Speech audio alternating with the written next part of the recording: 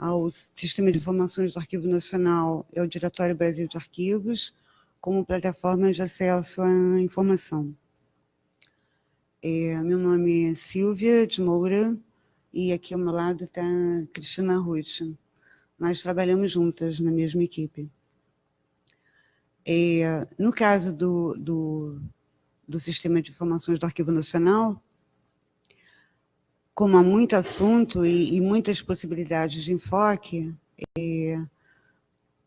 eu trouxe aqui um PowerPoint para a gente ler e comentar juntos, para não me perder, com o risco de invadir um espaço de tempo da Cristina. Então, uma preocupação aqui de eu me policiar, mas ao fim das apresentações a gente pode debater e as perguntas, a gente fica aberta a qualquer tipo de pergunta, mesmo que não tenha sido abordado na apresentação. Uma das coisas que eu gostaria de chamar a atenção, até como uma pessoa mais velha, né, trabalhando nisso, é que é interessante a gente notar a evolução da terminologia, porque quando o Sistema de Informações do Arquivo Nacional nasceu, a gente chamava de base, né? E ele agora já foi elevado ao status de plataforma. O Memórias Reveladas, quando ele surgiu, em 2009, porque o CIAN, ele foi concebido em 2000, e eu vou mostrar a cronologia, então é uma coisa que tem 19 anos de concepção, então ele surgiu como base. Memórias Reveladas surgiu como banco de dados cooperativo, em 2009. E agora a gente já está usando uma nomenclatura para plataforma. Quando o Diretório Brasil de Arquivos surgiu, que foi em 2015, a Cristina vai falar sobre isso, ele já surgiu com a ideia de plataforma, né? Então, a coisa da evolução da terminologia, que às vezes te dá um conceito um pouco diferente, mas, no final das contas, a origem é muito semelhante. Então, no caso do CIAN, algumas ressalvas, né, alguns destaques, é que ele, de fato, a concepção dele, que ocorre em 2000, foi uma coisa muito espontânea do corpo técnico do Arquivo Nacional, que já vinha trabalhando desde a década de 80, né, numa tentativa de controle extensivo de todo o acervo do Arquivo Nacional. Quando ele surge as reuniões, né, técnicas sobre isso, ele surge como uma coisa muito espontânea mesmo, de mobilização da equipe, que precisava conseguir algum instrumental que pudesse colocar tudo que estava conseguindo de informações, né, sobre o acervo num lugar só, né, porque senão você corria o risco de voltar à estaca zero, né, dado o grau de dispersão de informações. E, nesse sentido, a gente foi muito feliz por várias coincidências. Primeiro, que a gente tinha uma experiência já grande. Segundo, que você internacionalmente já estava discutindo a questão das normas de descrição em âmbito internacional, e a gente conseguiu se alinhar bastante nesse sentido, e isso vai gerar vários trabalhos técnicos importantes para o arquivo, para o Brasil. Com relação ao instrumental que a gente também já tinha muita experiência de bases de dados que não se falava, porque a cada arquivo que a gente tratava, organizava e tentava inserir informações, a gente tinha que encomendar uma base de dados específica. Cada base era feita num software diferente, que, por sua vez, não se falava. Então, a gente já tinha essa certeza de que as coisas tinham que se falar, que tinham que se somar, né? Por outro lado, a gente também tinha um controle muito grande dos instrumentos de pesquisa, os mais variados, e hoje vocês ainda têm vários sobreviventes na sala de consultas, que variavam muito na sua forma de apresentação, que vinha desde instrumentos manuscritos em forma de listas ou de fichas, né, e a gente ainda tem bastante fichários no Arquivo Nacional, até a publicações. Então, você tinha todo esse instrumental e mais as bases. Então, tudo isso foi ajudando a pensar como seria e deveria ser esse sistema. Na época, as discussões eram frequentes, eram periódicas, abrangeram o que hoje seria mais de uma coordenação. Você tinha tanto a parte de documentos escritos, a parte de audiovisuais, arquivos intermediários, e eventualmente a gente conseguia mobilizar alguém da biblioteca e alguém da área de conservação, que havia problemas políticos, assim, de liberação de pessoas. E atualmente, então toda essa construção foi importante. Naquele momento ocorreu ainda um incidente muito interessante, que foi o caso do ônibus 174. Não sei se vocês lembram que no Jardim Botânico o ônibus foi sequestrado. E o governo, então, a Presidência da República, resolveu que o Ministério da Justiça, a quem nós éramos subordinados, ia se especializar na questão da segurança pública e faz uma modificação na estrutura, na organização administrativa, e leva o Arquivo Nacional para a Presidência da República. Mal a gente estava chegando à Presidência da República, o Gabinete Civil a que a gente se reportava decidiu, de uma maneira muito interessante, assim, logo que a gente passou, fazer uma visita a essa instituição que eles não conheciam. E começaram a passear pelas dependências, até que chegaram à sala de consultas, onde a gente funcionava tudo no Bloco F, e ali no segundo andar, numa área que hoje é depósito, a gente tinha todos os fichários, todos os fichários reunidos ali naquela área, com todos os instrumentais possíveis, que essa era a nossa ideia, que tudo estivesse ao alcance de qualquer pesquisador. E eles dispararam a fazer testes, né? Puxava uma gaveta e pedia: cadê esse documento? E a gente estava muito azeitado, a gente não tinha essa estrutura que tem hoje, de maneira alguma, mas rapidamente o documento aparecia. Isso foi um dos marcos, assim, uma das coisas interessantes na visita, que a gente teve uma performance muito boa e, ao fim da visita, houve essa pergunta se, com tanto fichário, com tanto instrumento, se a gente não queria informatizar, né? E a gente disse, assim, claro que a gente quer, a gente está até um projeto, entendeu? E foi com isso que a gente conseguiu um dinheiro, né? Uma verba extra-orçamentária, foi com o apoio da Petrobras, para a criação do sistema. Se não fossem todas essas coincidências, talvez a gente não tivesse conseguido nada, tivesse num passado de uma sucessão de reuniões técnicas muito agradáveis, né? Com grandes debates, acirrados, apaixonados, etc., a gente não teria chegado onde a gente chegou. Então, isso tudo, essa introdução toda é para dizer que, até para ressaltar que o arquivo é uma instituição que sempre teve dificuldades, né, de 1978 até os nossos dias, e que a gente também não deve perder de vista o que a gente quer e onde a gente quer chegar, né? Com todos os problemas, você tem que administrar e fazer o melhor naquele momento que você está. Rapidamente, originalmente ele foi chamado de Sistema de Informações Integradas do Arquivo Nacional. Era tal preocupação com a integração, porque a ideia é que você acompanhasse todo o fluxo, né, de trabalho, desde a entrada do acervo no Arquivo Nacional até a saída da informação. E, então, era para você colocar tudo ali, até, inclusive, coisas que hoje eu acho que estão um pouco esquecidas, mas que a gente tem que atualizar, sobretudo até os processos de avaliação anteriores à entrada, né, que ocorreram sobre determinados acervos. E aí, essa coisa desse nome, Sistema de Informações Integradas, vocês vão ver na cronologia, ele acabou caindo porque ficava muito I na sigla, né?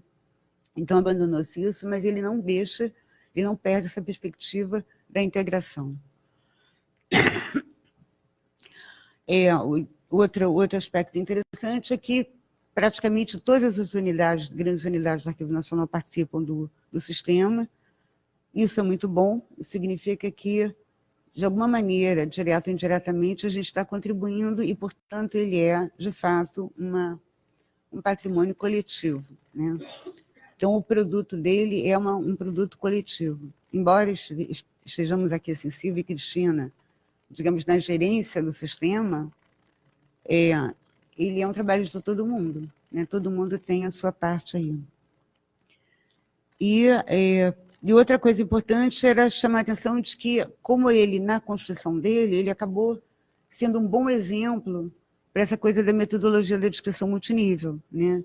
Que era uma coisa que a gente já falava muito no início da década de 2000, e com isso ele serve de bom exemplo de como é que as coisas podem se relacionar. Então, aí está o sistema ele é organizado em módulos, né? E cada módulo você tem um responsável principal, uma área principal, que são os nossos interlocutores.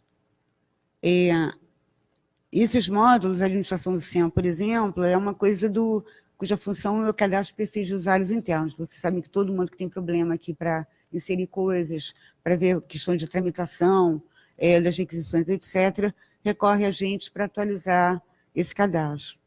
O regente, que fica na área da COGED, é o módulo que cuida do registro da entrada, né? Seja documentação pública, seja documentação privada, é ele que faz o registro.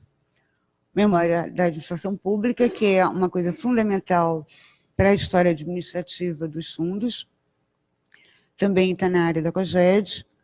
Multinível, topográfico, tabelas, vocabulário controlado, normalmente fica sob nosso gerenciamento, embora todo mundo colabore, qualquer problema vai ter que recorre a nós. E a questão do usuário externo, né, que está todo na área da COAS. Bem, a cronologia, que são destaques, a história é enorme, é gigante, mas é bom assim para... A gente não sabia que tipo de público a gente ia estar junto hoje, então é uma coisa bem de destaque, que essa discussão toda da concepção ocorre no segundo semestre de 2000, em 2001, março, já com o aval da própria Presidência da República, a gente entrega esse projeto à direção-geral para formalizar e conseguir verba para ser desenvolvido. Quem, inclusive, cuida dessa recepção da verba e contratação por carta-convite é a Associação Cultural do Arquivo Nacional. Em agosto de 2001, começa o desenvolvimento do sistema, ou seja, a empresa selecionada, ela está visitando, está levantando informações, já está desenvolvendo o sistema. E em 2002, abril, começam os testes e a inclusão de dados, aí começa um período muito difícil, né? A Cristina sofreu muito, por exemplo, e outras pessoas já nem mais estão aqui, porque essa fase de teste e inclusão de dados é uma das mais dolorosas, né? Toda vez que você muda alguma coisa, então você botava dado, perdia dado, botava dado, perdia dado, e no que começa, inclusive no mesmo ano, a questão da migração de dados das outras bases que a gente tinha, também foi uma outra loucura, porque nada ia para o lugar certo. Era, digamos assim, coisas de época também, né? Que por mais que você fizesse o plano direitinho, porque tudo era compatível, tudo era muito planejado pelo corpo técnico, a informática não entendia bem das coisas, né? Hoje você já tem uma cultura pela mesa de ontem, vocês veem como a gente já se entende bastante bem, né? Há uma facilidade enorme de contato, de entendimento, e naquela época não era assim tão fácil. Então, quem pegou aqui, estava à frente nessa época, sofreu bastante. Em 2003, é dada como uma finalização dessa etapa de desenvolvimento, e a gente fica mais, aqui no arquivo, mais desamparado, né? Porque a empresa sai e a gente só tinha um núcleo muito pequeno de informática no Arquivo Nacional. Então, foi uma segunda fase também de muito sofrimento, né? Porque em terra que não tem pão, todo mundo briga e ninguém tem razão. E essa insatisfação vai no crescendo. Você começa a brigar com um colega, porque dá não sei quantos cliques, porque aquilo não funcionou, porque sumiu, o que você está fazendo, você não resolveu. São momentos assim, de grande tensão. Você tem momentos, piques de tensão, em que você tem que administrar, respirar fundo e saber que a coisa vai ser superada. Em 2004, esse destaque é importante, foi a primeira experiência de upload das imagens das fotografias. Então, você associar o registro às imagens, né? Foi uma experiência incrível, extraordinária. A Nilda Maria Lúcia estava à frente disso. Então, você viu que era possível. Mas até você colocar mais coisas nisso vai levar bastante tempo. Então, em 2005, há essa alteração do nome, já com a parte de informática bastante mais organizada. É um período em que chega o Alfredo e assume aquela equipe, então as coisas começam a entrar mais nos eixos. Ele pega a coisa para...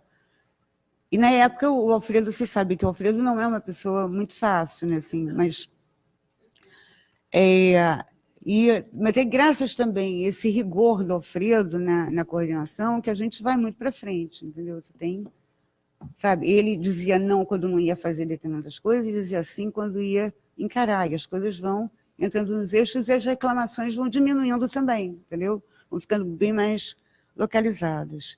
E aí o CIAM passa a ter um grande avanço, que várias coisas passam a funcionar melhor, né? A rapidez, as funções, né? Você enfim, você começa a crescer, os módulos começam a melhorar bastante e a gente tem possibilidade de... que esse é o grande sonho, né? Não sei, assim, para quem não trabalha diretamente com a documentação, na época da mudança de prédio do Arquivo Nacional, na década de 80, a gente conseguiu uma grande realização, né? Que a gente conseguiu controlar toda a localização física dos documentos no prédio velho, né? E conseguiu estabelecer para onde todos esses documentos, na hora da mudança, iam ser alocados, né?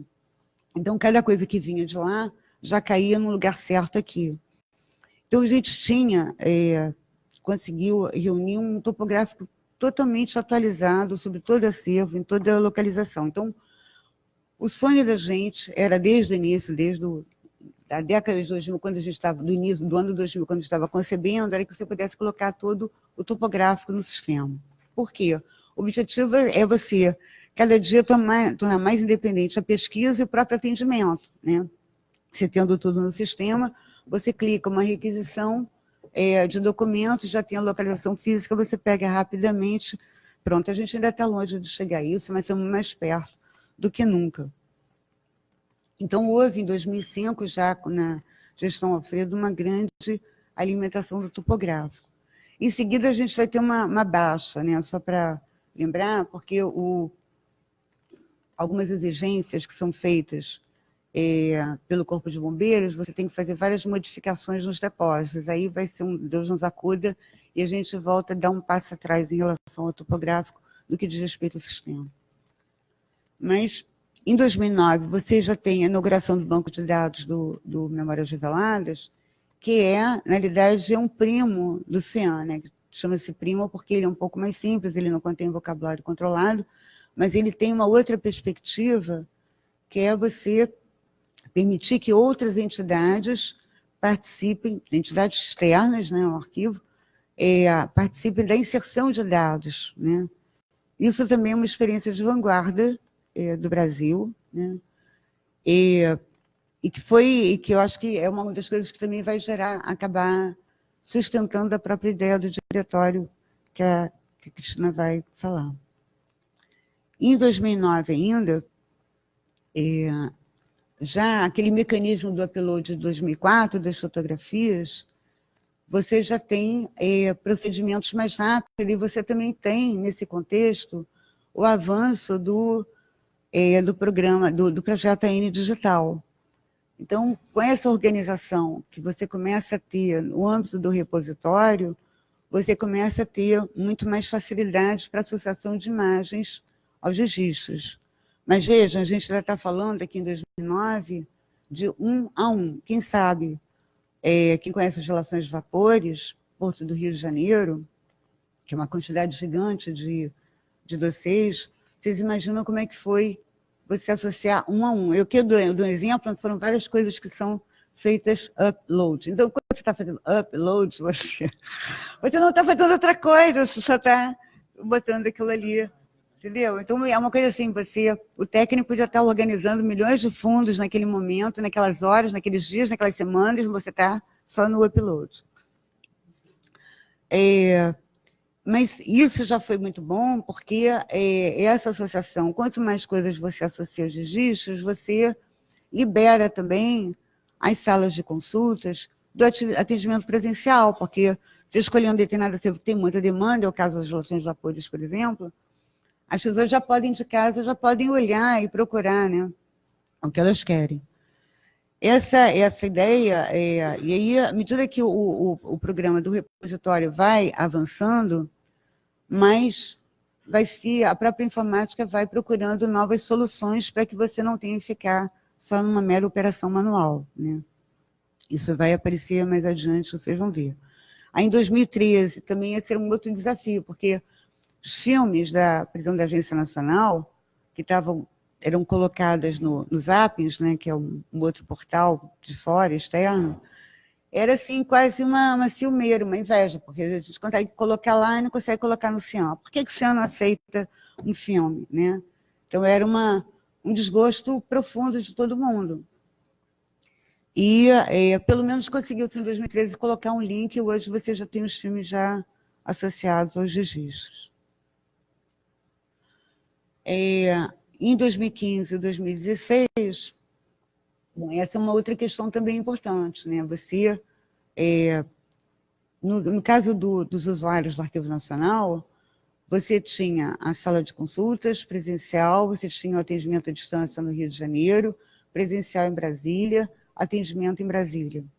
Fora outras complicações também que surgiam, porque o arquivo teve sempre muita dificuldade dos canais de atendimento. Às vezes, o atendimento vinha de outras maneiras, você não conseguia registrar tudo para um lugar só. Então, as bases de controle, pelo menos a base daqui do Rio de Janeiro, entrou em crise, que controlava todo o cadastro de usuários, ela já não comportava mais dados, e a perspectiva mesmo era do cadastro ir para o Cian. Então, foi o que aconteceu, o cadastro entrou no Cian, e isso permitiu a unificação dos cadastros.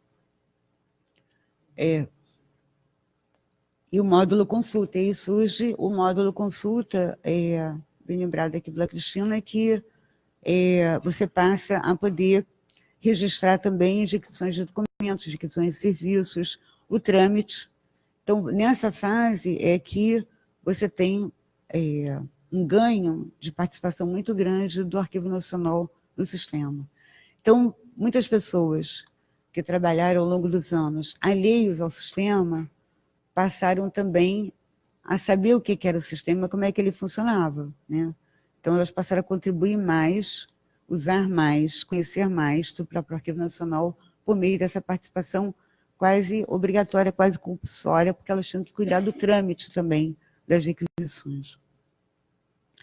Em 2016, agosto, exatamente para você poder receber esse grande instrumental que era da Associação Automática dos Registros, das imagens, dos arquivos digitais aos registros descritivos, ele passou a ter uma face externa. Então, até então era um Cian só, né?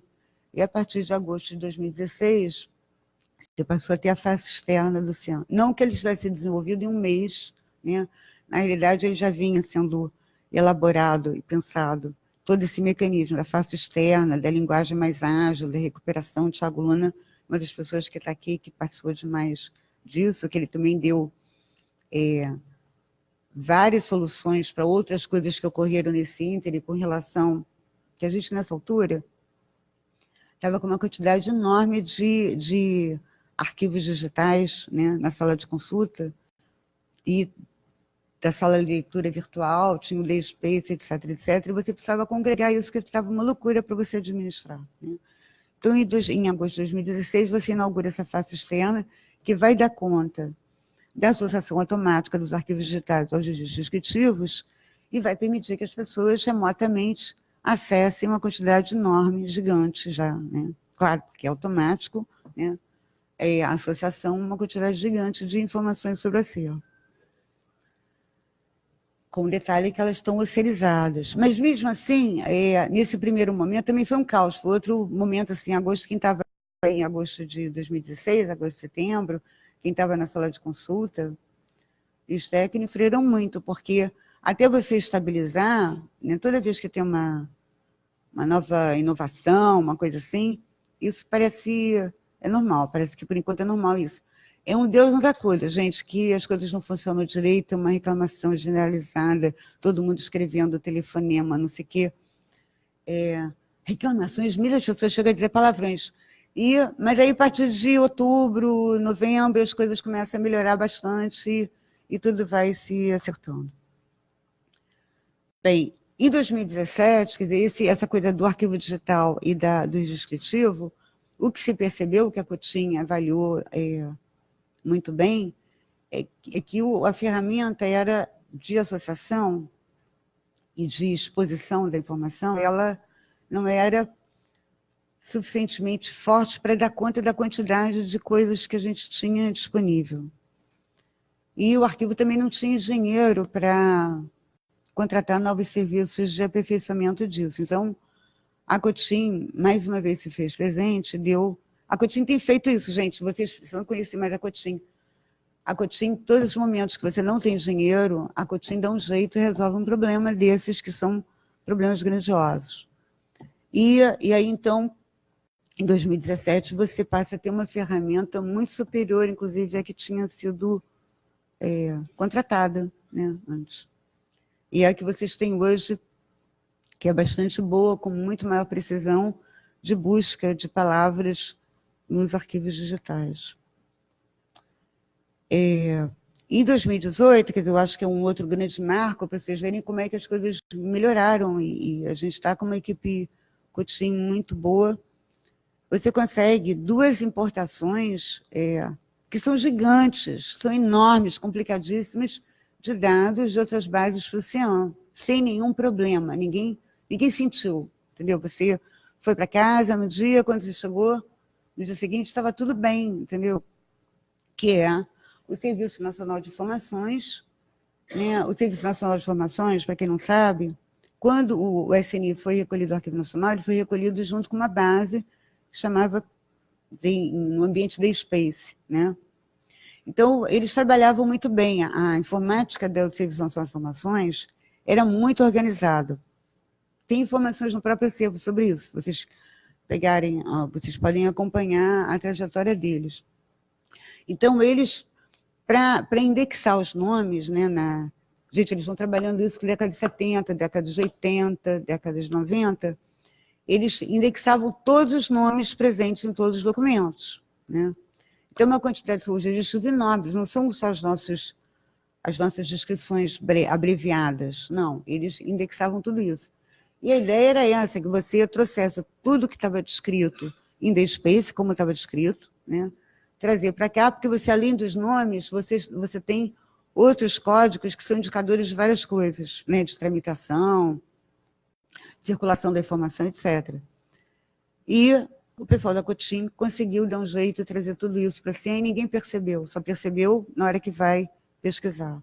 A mesma coisa, o Serviço de Comunicações do Ministério da Justiça, que você tinha o SECOM em vários lugares, uma parte numa base, outra parte de outra maneira, e você conseguiu trazer tudo e ninguém percebeu. É claro que a gente ainda tem algumas coisas pequenininhas que aparecem nesse processo de postação, mas a culpa não é da Cotin, a culpa é do próprio dado original, que tem algum problema e que a gente tem que corrigir, mas são coisas mínimas que aí cabe mesmo a gente resolver.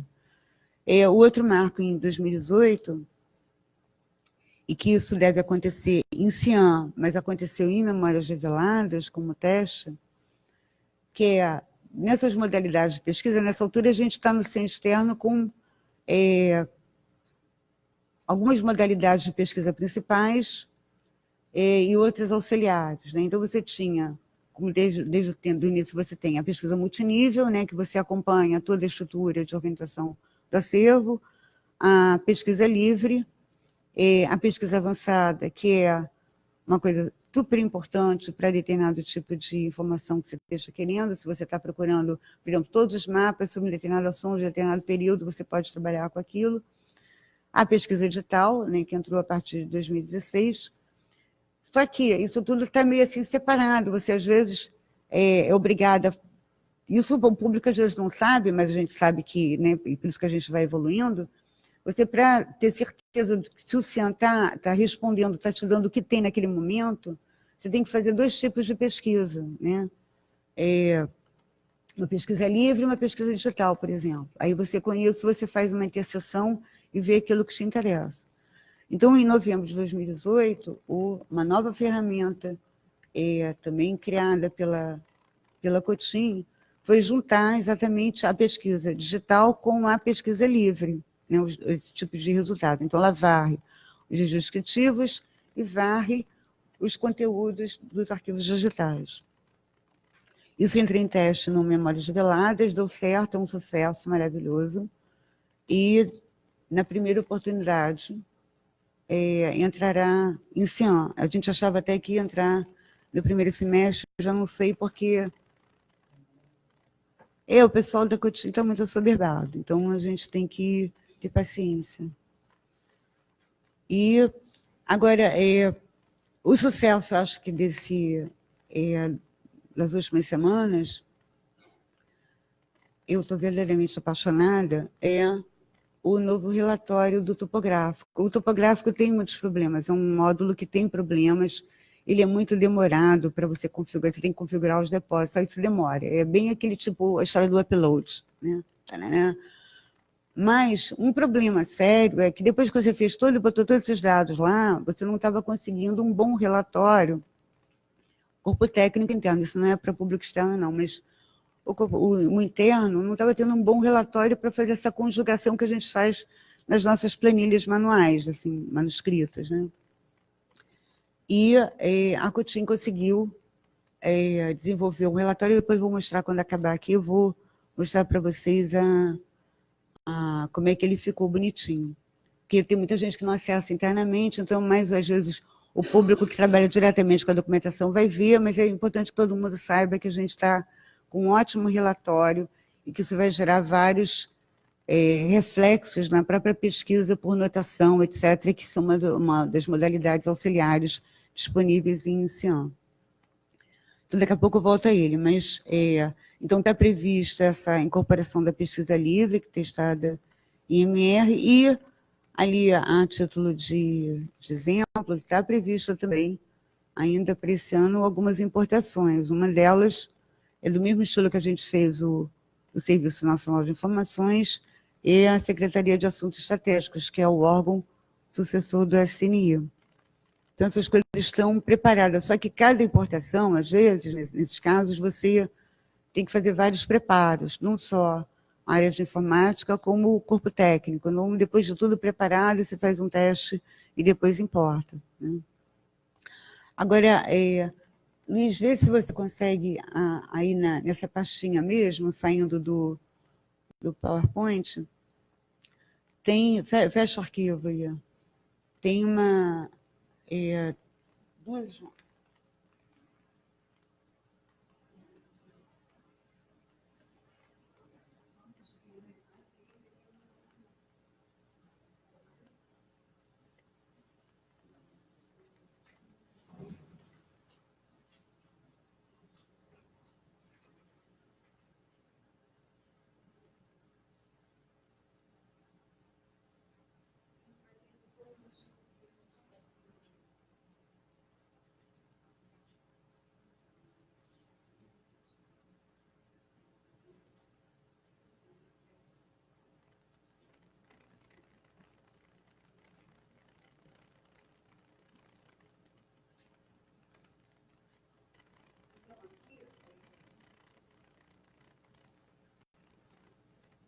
Só para dar um exemplo para vocês, aqui, por exemplo, ontem, quem estava na mesa, né, eu fiz até a pergunta, pedi para a Érica falar um pouquinho, eu fico super orgulhosa disso, eu já tenho vontade de chorar.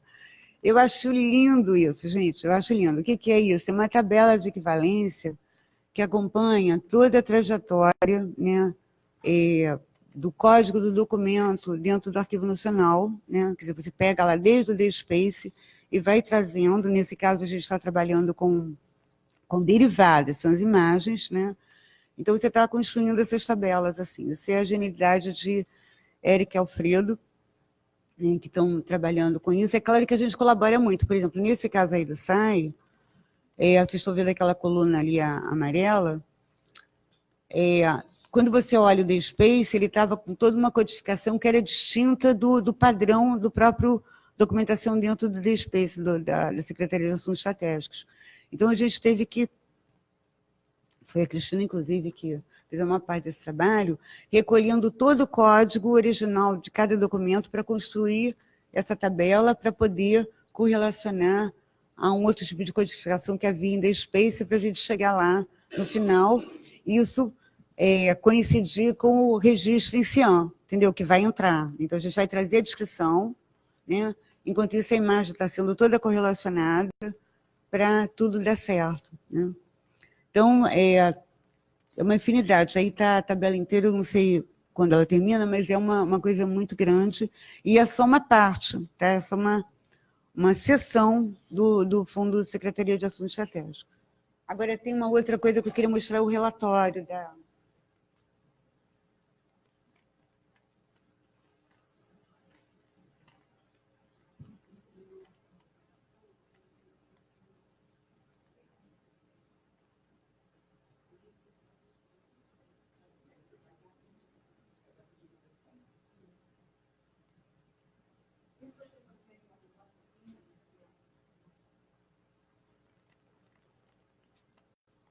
Aí, isso aí eu tirei fiz um control print das telas, né? Desse relatório que foi desenvolvido recentemente, em que você faz uma equivalência entre a notação lógica e a notação física. Então, a gente aqui no arquivo tem, e eu acho que todo arquivo tem isso, um histórico de notações anteriores enorme, que você vai desde assim, o primeiro código que aquele documento recebeu fora, né? Ele tem um número de processo, por exemplo, até coisas que foram acontecendo aqui, e tem uma história longa, e é uma confusão, quer dizer, você precisa de um lugar que você coloque tudo assim, em correspondência bionívoca, né, e que também sirva, se procurar um número, eu chegue lá. Então, a gente tinha dificuldade de ter isso no sistema, funcionando muito bem. E aí a gente tem isso agora, está funcionando muito bem, maravilhosamente bem. O Luiz vai girando vocês viram assim, tem uma parte de lógica lá em cima. Pera um instantinho, Luiz, aqui tem o primeiro grupo, texto assim, lógica, aí você tem vários elementos de referência à notação lógica, que você pode buscar por qualquer campo, tá? Você pode jogar uma coisa. Nesse caso, eu coloquei o fundo da Federação Brasileira do Progresso Feminino, como um exemplo para vocês verem a variedade. Depois vem a física, então você pode escolher pelo bloco, pelo número do depósito, pela anotação anterior, qualquer parte dessa anotação anterior, que às vezes se subdivide em 3 partes, e pode pedir pela ordenação, né? Aí a ordenação, ela pode ser pelo código de referência, pela unidade de instalação física e pela... Eu acho que eu puxei uma imagem aí que fala sobre isso, eu acho que é a segunda. Vai para roda aí, Luiz, para a segunda página. Aí eu acho que está vendo notação física, o número da instalação, o número da caixa, o número, né, e o código de referência. O código de referência é o código dentro do sistema. Gente, vocês não têm ideia como isso é genial, né? Então, é uma coisa assim de gerenciamento, a gente só precisa botar todas as informações no lugar direitinho.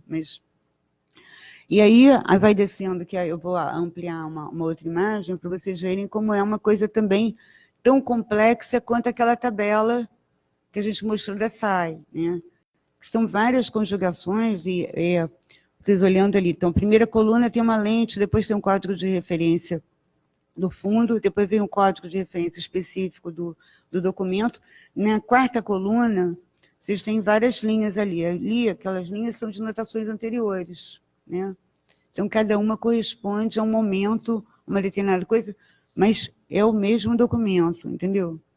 Com a sua localização física. Se você abre a lente que tem para cá, aí vai roda a página. Vocês vão ter o conteúdo que está em multinível, né? Então, você vai ter certeza que aquele documento é aquele que você está procurando. Você vai me perguntar, cadê o documento XYZ? Né? Você consegue abrir ali na hora, ver, né? E se ele tiver, nesse caso eu não consegui trazer, se ele tiver com o arquivo digital, você ainda consegue ver o arquivo digital por aí, entendeu? Então, vai ser uma tranquilidade para qualquer pessoa. Se procurando alguma coisa, no instante você vai dar conta, assim, em segundos, entendeu? Se ele está, não está. Enfim, vai ser muito bom. Eu acho que termina aí a apresentação. Então, eu acho que, não sei se eu demorei muito, Cristina, mas depois, no final, a gente pode fazer um balanço dessas coisas, tá bom?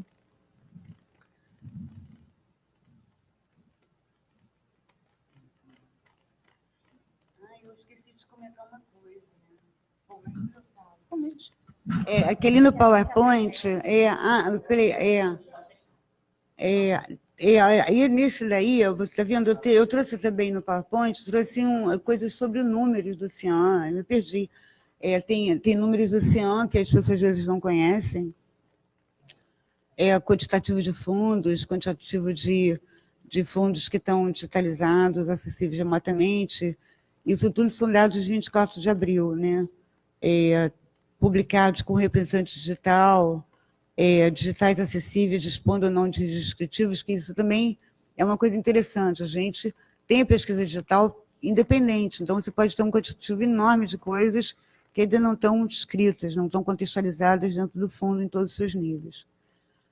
Acessos, né, ao sistema, são acessos remotos, né, 901 mil, e com a visualização de documentos, 521. Isso nesse período aí curtinho. Na outra tela, eu acho que tem usuários. Aí é o seguinte, a partir daquele momento que foi centralizado o cadastro, né, de usuários, passou-se a ter uma numeração única, porque antigamente, como a base era muito limitada, você tinha que todo final de ano você parava e começava uma nova numeração no ano seguinte. Significava que o mesmo pesquisador tinha que fazer de novo o seu cadastro. E ele, às vezes, brigavam, né? Porque sempre tinha os pesquisadores mais frequentes que queriam ser o número 1, número 2, não queriam ser o número 1000, entendeu? Então, a partir daí, o número que ficou é aquele número para o resto da vida do pesquisador. Então, você está com 216.152. É claro que, com o passar do tempo, esse número vai ser... A gente vai ter que fazer um filtro, porque até pela frequência com que o mesmo pesquisador volta, né, ao sistema, porque você pode ter gente até que tenha morrido, né? Então, com o tempo pode acontecer isso. Então, isso é uma coisa da sistemática da numeração contínua, que você vai ter, tipo, registro eleitoral, essas coisas, né? Você, de vez em quando, vai ter que fazer alguma coisa para limpar. A proporção de pessoas físicas é muito maior, vocês estão vendo ali na segunda linha. De janeiro a abril, você já tinha 769 pesquisadores novos, né, cadastrados, isso é uma coisa muito interessante. E aí trouxe dois dados que parecem contraditórios, né, mas eu acho que possivelmente a gente poderia dar explicações. Em 2018, você teve menos cadastrados do que em 2017, mas essas coisas ocorrem, eu imagino, o seguinte, em 2016, né, no segundo semestre, a gente colocou a pesquisa digital, ficou aquele caos, aquela coisa assim, mas para o final do ano é que ele começou a melhorar. Então, vai o boca a boca, né, de pesquisador, eles falam entre si, né, divulgam. Então, em 2017, você tem um boom de novos cadastros, né. Aí o negócio sossega um pouco, aí tem um certo equilíbrio em 2018, e certamente o que eu acho que já se nota é que, em função de novos incrementos, você começa a crescer de novo, entendeu? Porque já tem um público novo, e tem mais coisa, né? E o que também dá para perceber, eu não posso codificar de pronto, mas você também tem muita gente já voltando ao cadastro para atualizar o e-mail. Então, isso é uma coisa que depois a gente teria que trabalhar um filtro para você até ver quantas pessoas estão voltando, mas é uma quantidade enorme de pessoas que voltam para atualizar e-mail. E aí eu acho que ainda tem mais uma tela, que essa também foi o levantamento dos 6 primeiros meses desse ano, dos concursos em termos de fundos mais acessados no sistema. Enfim, é uma coisa para vocês terem ideia, a divisão de polícia em função das relações de apoio, essa coisa de serviço político também, Correio da Manhã é também um carro-chefe do Arquivo Nacional, continua sendo, a Agência Nacional, o Departamento Nacional de Desenvolvimento, por causa também da imigração, o Serviço Nacional de Informações, que é um mar de informações enorme, e esse que eu acho bem legal, que é o objeto voador.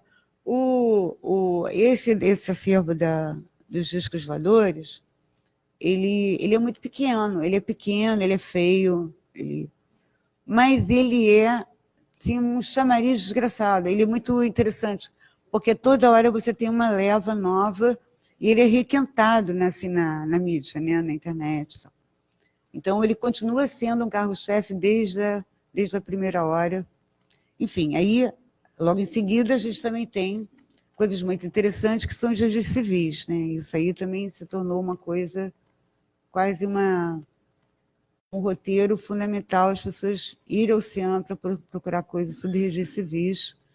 E esse trabalho é muito bonito e muito interessante. Gente, vocês não têm ideia de como é que isso ajuda as pessoas mesmo, né? Ajuda em vários sentidos, não só para pesquisa genealógica, mas também, às vezes, uma questão social.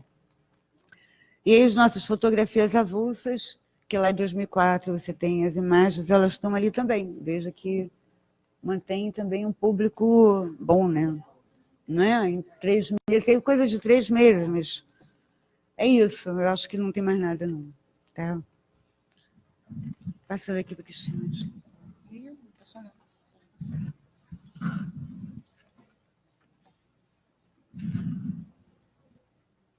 Pode, por favor. Eu já falo alto. Bom dia, meu nome é Cristina Ruth Santos, trabalho na equipe de normalização da Coordenação de Processamento e Preservação do Acervo do Arquivo Nacional. E hoje a gente vai apresentar o Diretório Brasil de Arquivos, que a gente está construindo, pelo menos numa fase agora muito mais estável de construção desse diretório, né, de realmente colocar as outras entidades para participar e tal, mas é um trabalho desde 2015 também, naquela forma de vai e volta, você pensa que você está enxugando gelo, você coloca dado, perde dado, mas eu acho que quem trabalha com base de dados sabe muito bem o que é isso. Então, pode passar, por favor. Primeiramente, eu vou falar para vocês, porque essa plataforma ela é em Atom, né? E é uma plataforma livre, de código aberto, e qualquer pessoa que tem um navegador, ela pode entrar. Ela pode entrar como um editor, como um administrador, como simplesmente uma pessoa que vai consultar esse documento, que vai consultar aquela descrição, um registro de autoridade, o que for. Então, em qualquer lugar que você tenha um acesso à internet, você pode consultar qualquer base em Atom. Pode passar, por favor. Como ela foi criada, como surgiu essa base, que atualmente ela tem, a grossa contagem, 35 instituições brasileiras usando, principalmente arquivos estaduais e alguns arquivos municipais.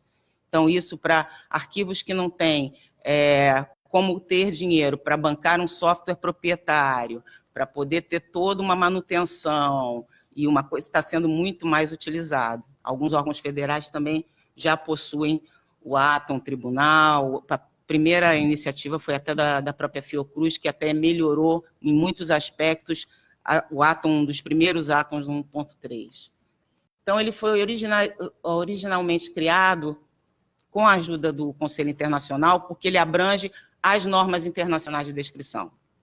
A descrição arquivística, o registro de autoridade, função e a entidade custodiadora. Tá? Ele é projetado desde a criação com base nessas normas. A cada registro que você coloca, ele é linkado automaticamente entre os outros módulos, por assim dizer. Você tem vários módulos. Primeiro você entra com a entidade custodiadora, para depois você entrar com a descrição. Na descrição, você já, quando entra com o produtor, esse produtor já fornece um link para o registro de autoridade. Então, você, no registro de autoridade, você vai preencher todas as informações daquele produtor. Contendo função, ele vai fazer um link com a função e assim sucessivamente. Então, qualquer momento que você tenha em tela um hiperlink, você vai ter informação daquele dado. Tá? E agora, depois dessas normas internacionais, o Conselho Internacional de Arquivos, o EGAD, né, a reunião dos experts em descrição, estão trabalhando com um modelo conceitual de descrição arquivística. Né? Primeiro foi discutido o modelo conceitual, para depois vir o ontológico, né? E o Atom número 3, quer dizer, o Atom 3.0 já está em desenvolvimento. Eles mandaram um texto, fizeram uma pesquisa mundialmente para saber quais eram as necessidades, o que precisava ter mais no Atom, qual era a expectativa que você tinha sobre isso e tal. Então, eles estão preparando todo um arcabouço de funcionalidades e de coisas para poder justamente estar administrando essa coisa do modelo de conceitual de descrição arquivística. Tá? E agora o Atom já está na versão 2.5.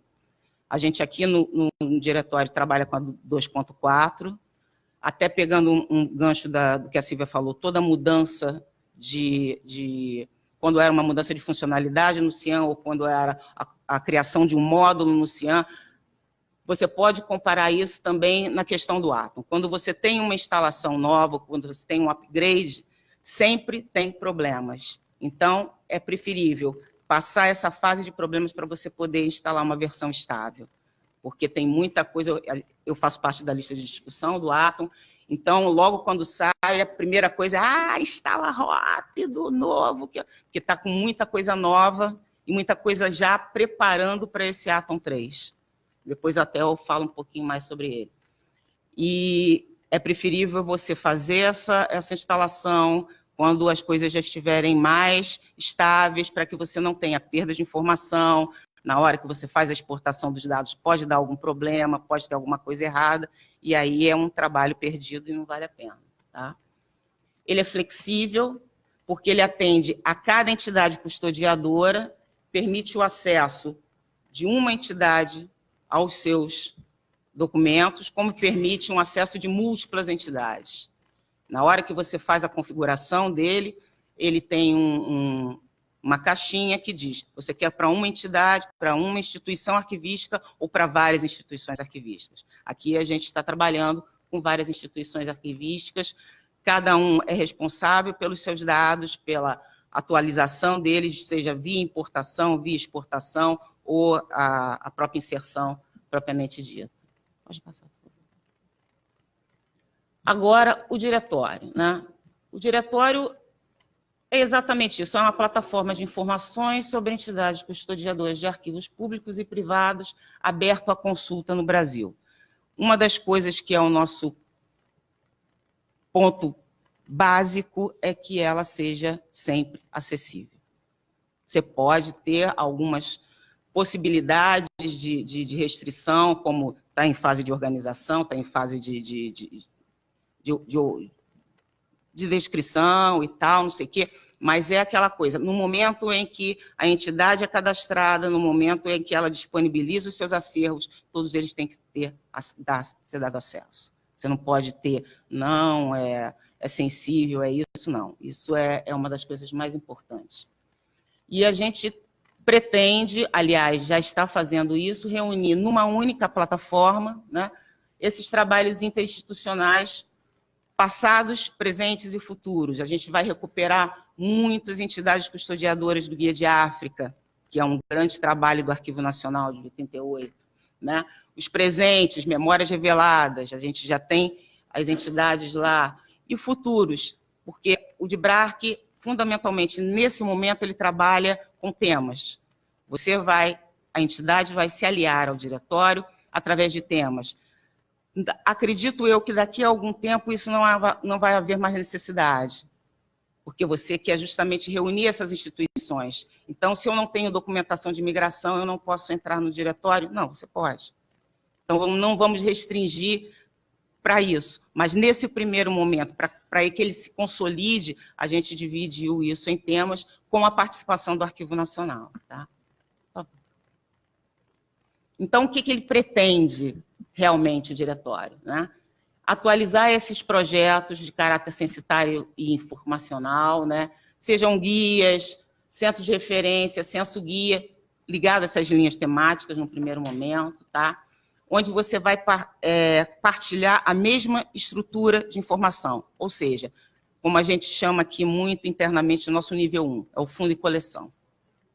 Então, você vai ter um grande guia de várias instituições ligadas a um ou vários temas, certo? Mas que você vai ter essa informação dessa instituição, se, por acaso, ela quiser descrever ou já tenha uma base em Atom e queira fazer a importação, ela vai poder fazer essa importação e vai dar acesso normalmente, tá? Mas caso ela só queira, não, só quero mostrar a minha instituição e vai ter um link para o meu guia de fundos. E assim será, e lá na instituição você vai ver toda essa documentação, tá? Dispor de instrumento cumulativo de informação para que sirva projetos contemporâneos semelhantes, testar e aprimorar o software. A gente também pretende não só partilhar informação arquivística, partilhar informação de TI também, porque determinadas instituições já têm o seu Atom muito bem implementado. Então, no Arquivo Nacional, a gente tem um grupo de TI fantástico, mas que ainda não tem tanta experiência com software livre. Então, seria uma maneira de fazer uma troca. Eu sei mais sobre essa instalação, você sabe menos que isso, e aí a coisa começar a fluir em termos dessa troca de experiências, porque não pense porque é um software livre que ele é fácil. Ele não é. A instalação dele é difícil. Você tem que ter vários outros programinhas, não é, Tiago? Ter um ambiente virtual, ele é todo concebido, acho que em Linux.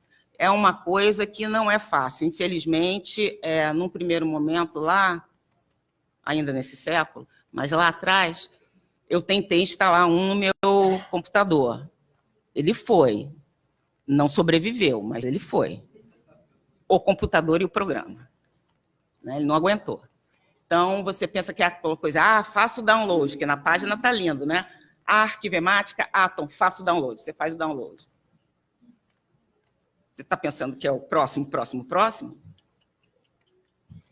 Instale isso, aí você vai instalar, instale aquilo, você vai instalar. Gente, eu quero instalar o Atom, só isso, só peço isso, que instalar isso, só isso, mais nada. Aí quando você consegue... Então, é aquele negócio, instalou, e o computador foi-se. Então, agora que eles têm essa ferramenta nova, que é o Elasticsearch, que é realmente excepcional, e também é muito difícil, né? Então, você tem que ter realmente uma rede de ajuda mútua em termos de TI também, para que, como se funcionasse como essa lista de discussão do Atom. Quando você apresenta um problema, apresenta uma questão, o Dan Gillian, ele é uma pessoa que deve receber, obviamente, e-mail do mundo inteiro, o tempo de resposta dele, no máximo, é 1 dia, 2. Você tem a solução aí. Se você não tem a solução, vai vir outra pessoa que tenha trabalhado e que vai colocar essa solução para você. Ou simplesmente ele vai dizer, é um bug, não tenho solução, vamos ver se a gente resolve no próximo. Também não tem medo de dizer que não tem, não posso, não coisa. Então, é uma coisa que, por isso, é uma coisa bem colaborativa. Tá? Dispor deste instrumento, né, que faculte o intercâmbio, a importação e exportação de dados, que sirva de referencial para as políticas de arquivos em diferentes âmbitos e segmentos. Propiciar o acesso a essas informações de uma maneira organizada, rápida, conectando portal, conectando sítios e bancos, quer dizer, você tentar realmente aplicar o que num primeiro momento, a ESADG se coloca como você fazer o intercâmbio dessas informações. Se a gente já consegue fazer esse intercâmbio internacionalmente, a gente tem que fazer esse intercâmbio fundamentalmente nacionalmente. Isso é muito importante. Esses são os nossos temas, né? Num primeiro momento, a gente tem África e escravidão negra, arquivos municipais. Por que arquivos municipais? Muitos arquivos municipais têm acervos espetaculares, mas como a gente sabe da realidade do arquivo no Brasil, infelizmente, os arquivos municipais são os mais carentes. Então, o diretório também é uma chance para que esses arquivos possam mostrar o seu trabalho dentro desse diretório. Então, se eles têm instrumentos descritos, instrumentos arrumadinhos, todos eles podem entrar e colocar e digitar esses documentos, inserir esses documentos e mostrar o seu arquivo para o Brasil. Mostrar, olha, nós temos coisas importantes, temos documentos que se relacionam com o próprio Arquivo Nacional, com o Arquivo do Estado, com o arquivo de outro estado, de outro município, e por aí vai. A máxima disso é poder você fazer essa interligação, você fazer realmente uma rede de informação e de documentação muito importante. A gente precisa muito disso, né? As associações cariocas, que já estão no diretório, Cadastro Nacional de Entidades Custodiadoras de Arquivo, essa é a porta de entrada para o diretório, tá? Todo o arquivo, centro de memória, o que guarde e custodie documentos, tem que ter o seu CODEARC. Entra na página do CONARC, preenche uma ficha e vai receber o seu Código Nacional de Entidades Custodiadoras. Cartografia no Rio de Janeiro, que foi um projeto feito para o 450 anos, né, do Rio de Janeiro. Centro de Informações de Acervo de Presidente da República, o Censo Guia, Filmes no Brasil, Holanda e holandeses também tem, imigração, interesse público social, o próprio Memórias Reveladas, o MOU Brasil e Regional, que é o Memória do Mundo, período joanino, segurança de acervos e o Sistema de Gestão de Documentação de Arquivos, SIGA. Então, quais são esses procedimentos para entrada no diretório? É o CONARC, você tem o Código da Entidade Custodiadora, está inserido, nesse primeiro momento, nos eixos temáticos do diretório, tá? Designar na sua própria entidade 2 ou mais pessoas que sejam responsáveis pela administração. Por que 2? A administração de um banco de dados é uma coisa muito séria, então você tem que ter 2 pessoas que possam, caso uma pessoa fique doente, você tenha férias, você tenha como substituir essas pessoas. E a gente aqui cria um grupo de usuários com login e senha, em que essas pessoas vão poder editar, administrar, colocar os dados, publicar, todo esse tipo de coisa. Então, é um trabalho que a gente aqui, tudo bem, entrou a entidade, ela ficou cadastrada, e agora é com você atualizar esses dados e fazer com que ele esteja presente e atuante dentro do diretório, tá? Definir previamente esse plano de inserção de dados, principalmente nesse nível 1, que é um nível de fundo e coleção, tá? E mais adiante, se a instituição desejar, ela pode colocar o arranjo desse fundo, pode chegar até o nível 5, se ela quiser, se ela tem isso descrito, ela pode chegar a isso, tá? Para mostrar dentro dessa temática o que ela tem para oferecer, tá? Caso a instituição já possua o Atom, isso vai ser muito mais fácil, porque a coisa que ela vai fazer é fazer a importação e a exportação, ou seja, ela vai exportar os seus dados para o diretório, sendo eles de um formato pequeno, isso vai poder ser feito pela base, sendo de um formato maior, aí é o que eu falo da cooperação com a TI, é por linha de comando, é uma coisa mais específica, e aí é TI com TI.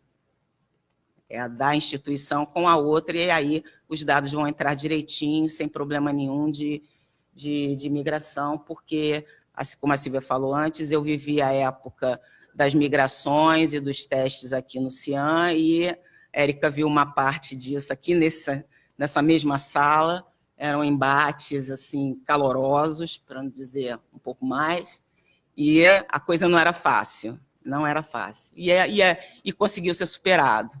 Então, eu acho que também isso vai seguir muito em frente, e querendo ou não, é um futuro. É um futuro. Então, vamos apostar nele enquanto a gente ainda pode. Ter uma avaliação periódica para cronogramas, escalabilidade de dados, trabalhos em parcerias e convênios, né? Se a gente tem um convênio com outra instituição, a gente vai ter que avaliar se está colocando os dados direitinho, se está fazendo isso dentro de um tempo, dentro de um prazo, até nessa questão dessa avaliação periódica para cronograma, você pode ter, como a gente em vários momentos já teve aqui, fundos que estão em tratamento e que você dá um prazo de 3 meses. Ainda no último mês, olha, não vai dar, a gente não tem ainda, está faltando uma série, está faltando isso, a gente quer mostrar ele pronto, então tudo bem, altera o cronograma, porque a gente vai colocar isso para o usuário, para que ele esteja atento de que era para terminar em abril, não vai terminar em setembro. Porque alguma resposta você tem que dar para o usuário que está esperando essa documentação ser aberta para poder trabalhar. Tá? Pode passar, por favor. Esse é os nossos 3 passos de como participar, né? O cadastro, assinatura de um termo de adesão entre as entidades participantes do Arquivo Nacional, que a gente já elaborou e está sendo posto já para discussão, né? O que o Arquivo Nacional se compromete e o que as instituições também se comprometem. Isso é muito importante, a gente ter isso documentado, tudo certinho. E a política de acesso. Essa é a coisa mais importante, como eu falei no início, é que você tenha esse comprometimento das entidades participantes de darem o acesso a essa documentação. Isso sem nenhum tipo de discriminação nem nada. Uma vez online, uma vez dentro da instituição, é para dar acesso, a menos que ela não esteja organizada ou tenha muito problema físico de que você não possa permitir ainda, nem o técnico consegue chegar à documentação, aí é outro departamento. Essa é a cara do diretório, tá? Embaixo tem o link para ver. Atualmente, ele tem em entidade custodiadora 464 entidades cadastradas, todas elas possuem CODEARC, foram tiradas as informações da página do CONARC, tá? Distribuídas pelo Brasil inteiro. Atualmente, eu estou colocando os dados do guia de fundos do Arquivo Nacional, nós temos atualmente 311 já inseridos, em termos de registro de autoridade, 463 registros de autoridade, e esses fundos, alguns com séries, chegando até o nível de item, com objeto digital associado, tudo isso. Poderia ter mais, mas a equipe sou eu. Então, tem assim, uma coisa que tem os outros trabalhos para fazer, não dá para me dedicar só a isso, embora eu me dedique, porque Ariano não tem chifre, não é à toa, né? Ele vai até onde ele não pode mais. Então, é um projeto que eu tenho realmente muito carinho, muita paixão. Eu acho que é importante que os arquivos se unam, principalmente no momento em que a gente está vivendo, que tudo está sendo contingenciado, a gente está com falta de recursos e tal. É um software livre, realmente não é fácil, mas é uma forma das instituições se colocarem e as pessoas, principalmente os usuários, os pesquisadores, até as pessoas que buscam seus direitos, o usuário comum, que seja, saber que você tem uma gama de instituições que pode te oferecer um número imenso de informações e outras informações que talvez nem elas possam ter ideia, nem possam saber. Quando você entra no link do tribunal, ele não vai estar só mostrando a documentação do tribunal, ele vai poder entrar no link também e, de repente, esse tribunal pode me servir de alguma coisa, eu posso ter alguma coisa para pesquisar aqui o que é, ou então saber que existe, que é também muito importante, né? as IFs, todas elas estão aí, eu sugiro que vocês deem uma olhada. A gente pode digitar no Google DIBRARC, ele vai entrar.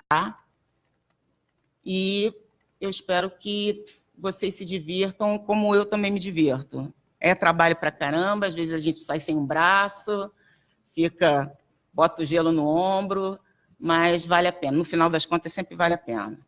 E aí, agora eu faço só um adendo na questão do Atom 2.5, só para falar das melhorias que eles colocaram. Eu tentei utilizar a demo do Atom, mas espertamente eles colocaram a demo só do 2.4, não do 2.5. Mas o que você tem agora? Você tem a possibilidade de estar vinculado ao Google Analytics, onde você vai ver todas as métricas de utilização, de acesso, de se você tem um diretório, qual é a instituição que mais colocou dados, quais são as mais procuradas, quais os temas mais procurados. Você tem uma mudança no registro da descrição, então você vai ter um log de auditoria para esse registro, então você vai saber quem colocou, quem excluiu, quem modificou, coisa que você não tinha antes. Tá? No caso da descrição, você vai ter... você tem determinados... Está vendo aquele clipsezinho ali? No Museu Histórico Nacional tem um clipse. Eu não sei se o pessoal lá do Face, obviamente, vai ver. Mas você tem um ícone de clipse. Você clica naquilo, quando você faz a sua pesquisa, ela vai para uma área de transferência, onde ela vai salvar tudo aquilo que você pesquisou. Aquilo está presente em tudo. Na entidade custodiadora, na descrição, em todos os níveis. Então, você vai salvar... Você quer uma coisa sobre imigração, então você vai salvar toda a sua pesquisa de imigração. Tá? Só que, pelo dia, você já acabou, eu saí do Atom, tudo se perdeu. Eu vou ter que ir fazer tudo de novo. Agora, no 2.5, você tem essa coisa que você joga para a área de transferência, você sai e ela continua lá na sua próxima entrada. Não vai ter perda nenhuma. No caso de formatação, nós, quando colocamos os dados, você tem simplesmente a questão do link, que ele forma o hiperlink. Mas se você quer colocar uma palavra em itálico, em negrito, você não tem essa possibilidade. Agora você já vai ter. Eles conseguiram associar mais um programa dentro da lista de programas deles, que rodam underground, um marcador que permite você fazer esse tipo de coisa. Tá? A visualização da árvore, né? Porque você tem toda uma visualização em árvore que vai desde o primeiro nível, né? Fundo, coleção, séries, ou se for seção, tudo você aparece na sua tela, você vai ter isso numa tela maior, onde você vai ver toda a árvore daquele fundo ou coleção. Tudo que você puder, e você vai clicar e vai ser enviada diretamente para isso. Tá? No caso do registro de autoridade, eu acho que foi a mudança maior, porque agora ele permite você anexar um objeto digital, que era uma coisa que eu achava fundamental, porque às vezes você tem o nome da pessoa, a instituição, principalmente no caso de pessoa, e você não consegue ligar o nome à pessoa. Essa é aquela, não é, e tal. Então, agora você vai ter, como você tem na descrição, o registro de autoridade daquela pessoa com a imagem associada. Você vai poder fazer isso. E uma busca avançada que você não tinha. Você simplesmente só buscava pela pessoa, sendo ela entidade coletiva, pessoa ou família. Agora você vai ter em todos os campos, seja ocupações, mandatos, o histórico, data, as outras formas do nome, tudo isso foi ampliado para o registro de autoridade. Digo isso porque Portugal, França, são os que eu conheço, possuem uma base de registro de autoridade, que essa é o nosso próximo trabalho, né? O que a gente já vai fazendo agora, né? É a nossa ambição. Nossa ambição. É um banco de dados de registro de autoridade arquivística. Isso é, assim, a cereja do bolo. Ontem o Alex falou de cereja do bolo, para mim a cereja do bolo é essa. Então, a rede portuguesa de arquivos, ela tem um banco de registro de autoridade muito bom, um portal de arquivos muito bom, tinha um banco que foi desativado, mas que já está sendo trabalhado novamente para voltar ativa, em Atom, e o Arquivo da França também tem, em cooperação com a Associação de Arquivistas Franceses, que também tem o seu, e com a Biblioteca Nacional da França. Então, você vê uma coisa maravilhosa, onde você vai poder dar entrada no seu produtor com uma maneira mais tranquila, sem ficar criando nomes ou siglas, porque você ali vai ter uma pesquisa extensiva, dentro do período que você tem essa documentação, que não necessariamente você vai ter a documentação desde a criação até o final, você vai ter um período, e lá vai estar abarcada a história daquele período, tudo bonitinho, tudo certinho. Essa é a nossa grande ambição. Vamos ver se a gente tem fôlego e saúde e idade, porque nós já estamos um pouco mais velhinhas e já fica difícil. Entre outras coisas, você tem a melhoria e o desempenho das importações em CSV, lembrei do Tiago por isso. Eles corrigiram problemas que davam bugs na questão de você formar grupos de usuários. Isso, às vezes, apresentava algum problema. Agora, segundo eles, não estou apresentando mais, e até na própria lista de discussão, isso também está sendo muito elogiado, de que realmente funcionou. Tá? Reorganização das páginas de configuração, adicionando uma notificação quando as configurações são salvas, porque muitas vezes você aperta o gravar, a página está lá bonitinha, você sabe que salvou, mas você não tem nenhuma confirmação, está salvo.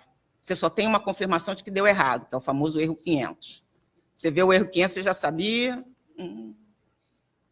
Agora não, você tem uma confirmação positiva, o que eu acho bom. Gravou mesmo, ai, que ótimo, que maravilha.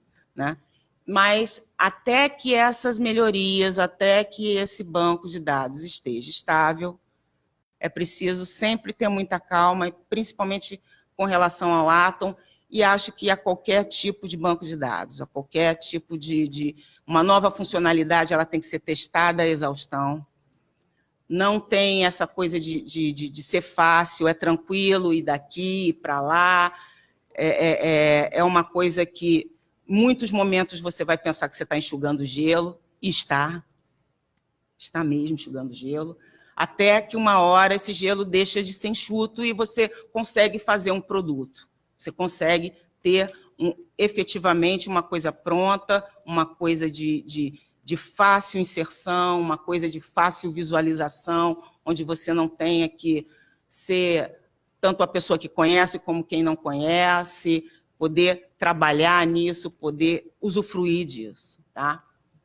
A minha fala foi praticamente isso. Eu espero que tenha sido um pouquinho esclarecedor e agradeço a todos aqui. Muito obrigada.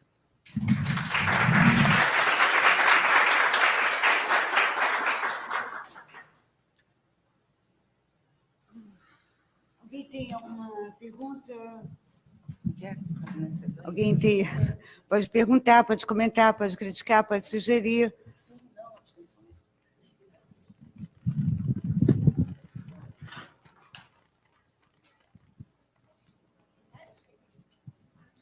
Bom dia. Primeiramente, gostaria de parabenizar e agradecer pelas falas, porque é muito importante, né?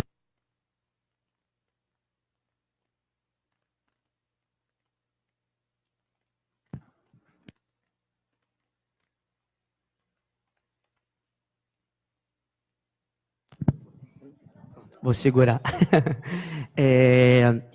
Super importante a gente poder repensar nossas práticas profissionais a partir de iniciativas tão importantes, né? São 3 perguntas, né? Uma é a solução para a Silvia, as outras 2 para a Cristina. Você comentou, Silvia, sobre hoje o recurso que o CIAN oferece, se eu me recordo bem, é na modalidade de pesquisa livre, né, que consegue incorporar tanto a busca pela osserização, né, a pesquisa digital, com a de descrição, e que hoje vocês estão trabalhando para tentar espelhar isso para o CIAN, né? há um tempo atrás, eu vi no arquivo da França, se eu não me engano, algumas soluções informatizadas tecnológicas que possibilitam a leitura, principalmente de manuscritos, por conta das tipologias, né, diplomáticas que nós temos, das escritas, seculares, enfim. Já há essa pesquisa aqui no Arquivo Nacional de pensar esses softwares que possibilitem também a leitura desses manuscritos, porque em documentos textuais, né, natos digitais ou digitalizados, isso é um pouco mais fácil. Mas quando é manuscrito, como que será essa leitura? E para a Cristina, em relação à indexação. Eu vi que o Atom 3.0, acho que é o RIC, modelo RIC, vai trabalhar com um modelo de descrição conceitual, né, que hoje é tão cara a arquivologia, os estudos de indexação, né, poder utilizar recursos de sistema de recuperação da informação, não só a partir de descrição multinível, mas também, algo que a biblioteconomia já faz, né, há muito tempo, porque a indexação, seja ela pré ou pós-coordenada, auxilia muito na recuperação e no acesso à informação. Como que vai ser isso? Você já conseguiu ter acesso a alguma minuta, alguma coisa dessa questão desse modelo conceitual de recuperação? Se sim, existe a proposta de um vocabulário controlado para isso? Principalmente, e como você percebe isso no Brasil, vista a flexibilidade da administração pública e a dificuldade no controle da produção documental? Porque isso tudo reflete na recuperação da informação, né? Acho que é isso mesmo.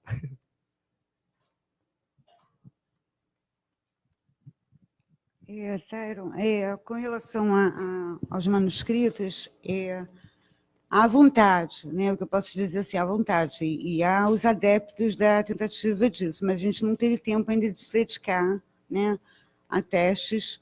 Quer dizer, eu acompanhei, eu mesmo, que sou uma pessoa agora mais idosa, né, eu já acompanhava esses testes, os primeiros testes que fizeram nos Estados Unidos sobre isso na década de 80, e a gente já era apaixonado. Tem isso. Agora, tem, por exemplo, o próprio pessoal da Cotim tem algumas preocupações ainda mais imediatas, né?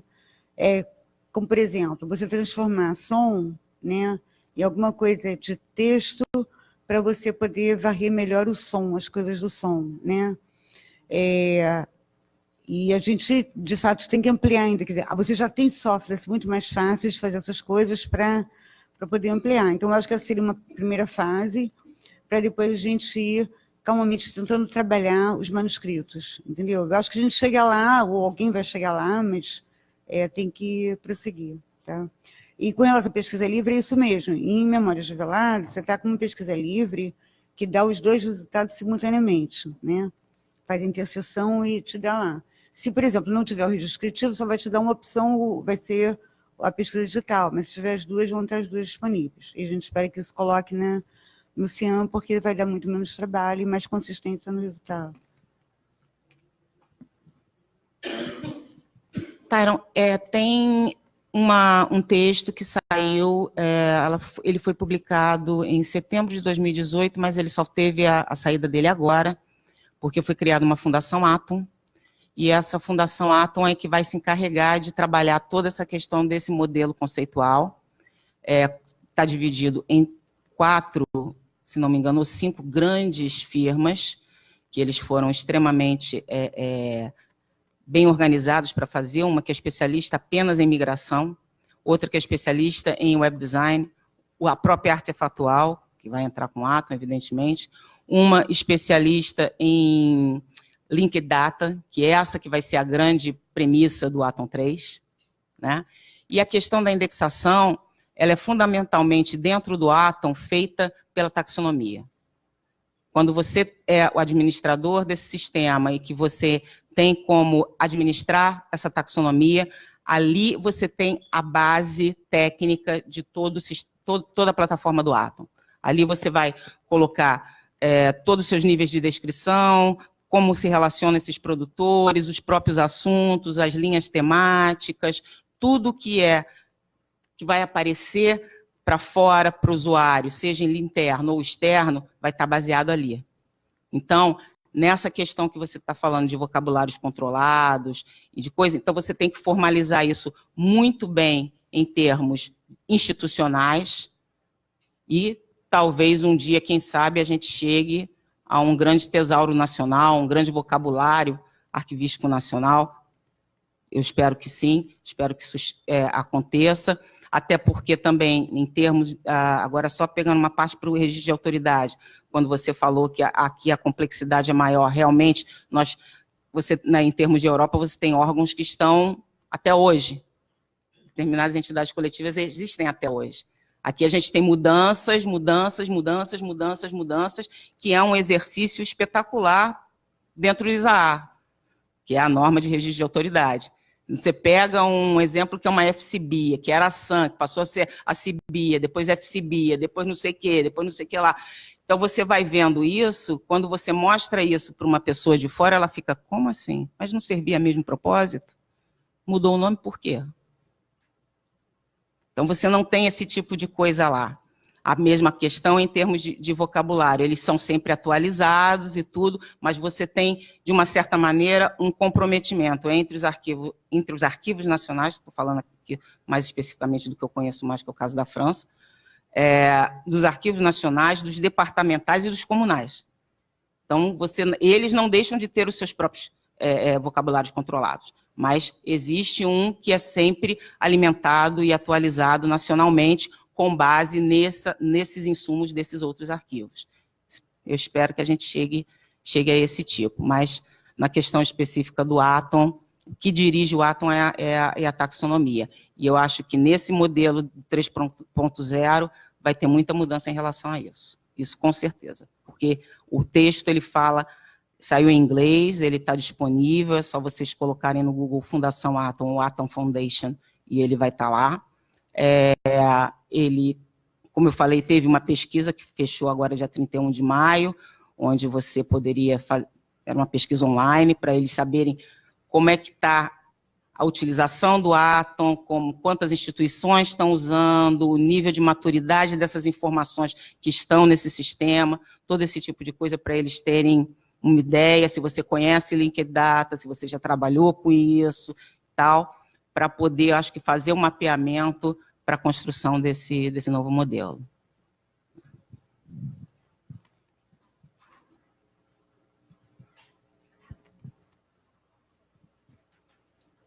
Não, primeiro eu queria parabenizar pelo trabalho, que a gente que está ali do lado, a gente sabe como é que funciona, né?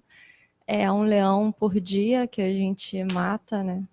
E o trabalho em conjunto também com aquela tabela de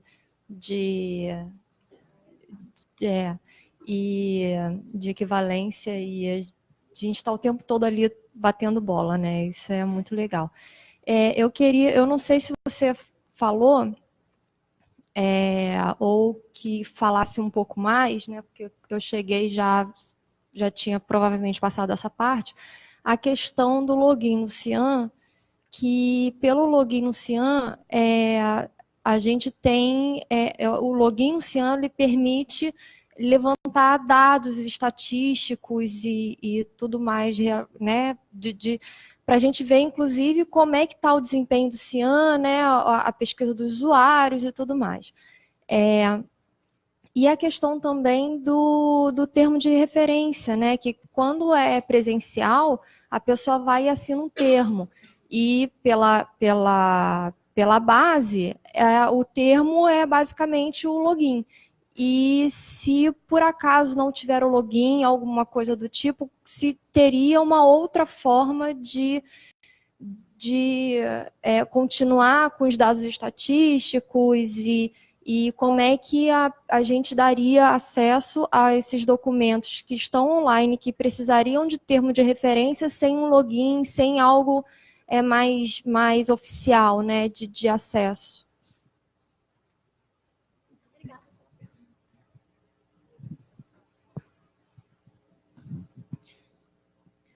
Érica,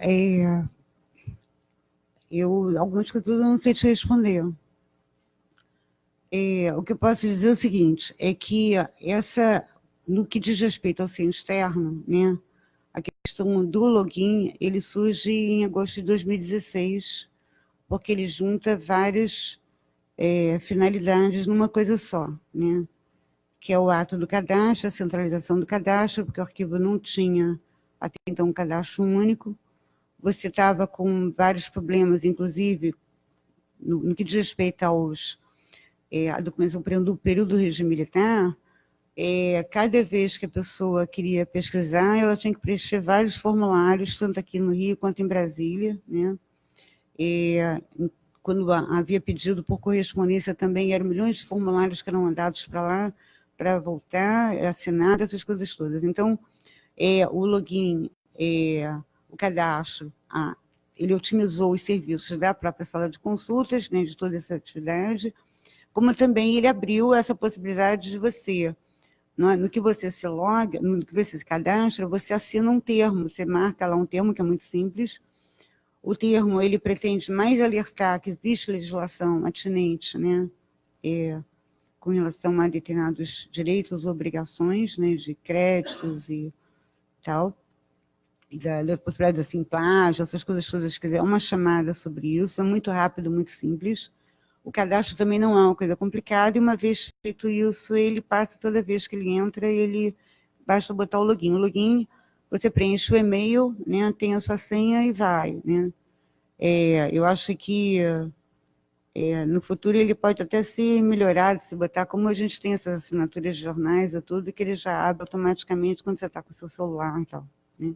Isso é uma coisa até que ele hoje, por exemplo, o seu não funciona muito bem em dispositivo móvel, né, mas ele já até, você consegue acessar, mas tem que ficar esticando para lá, esticando para cá, mas é uma coisa que, isso é uma evolução.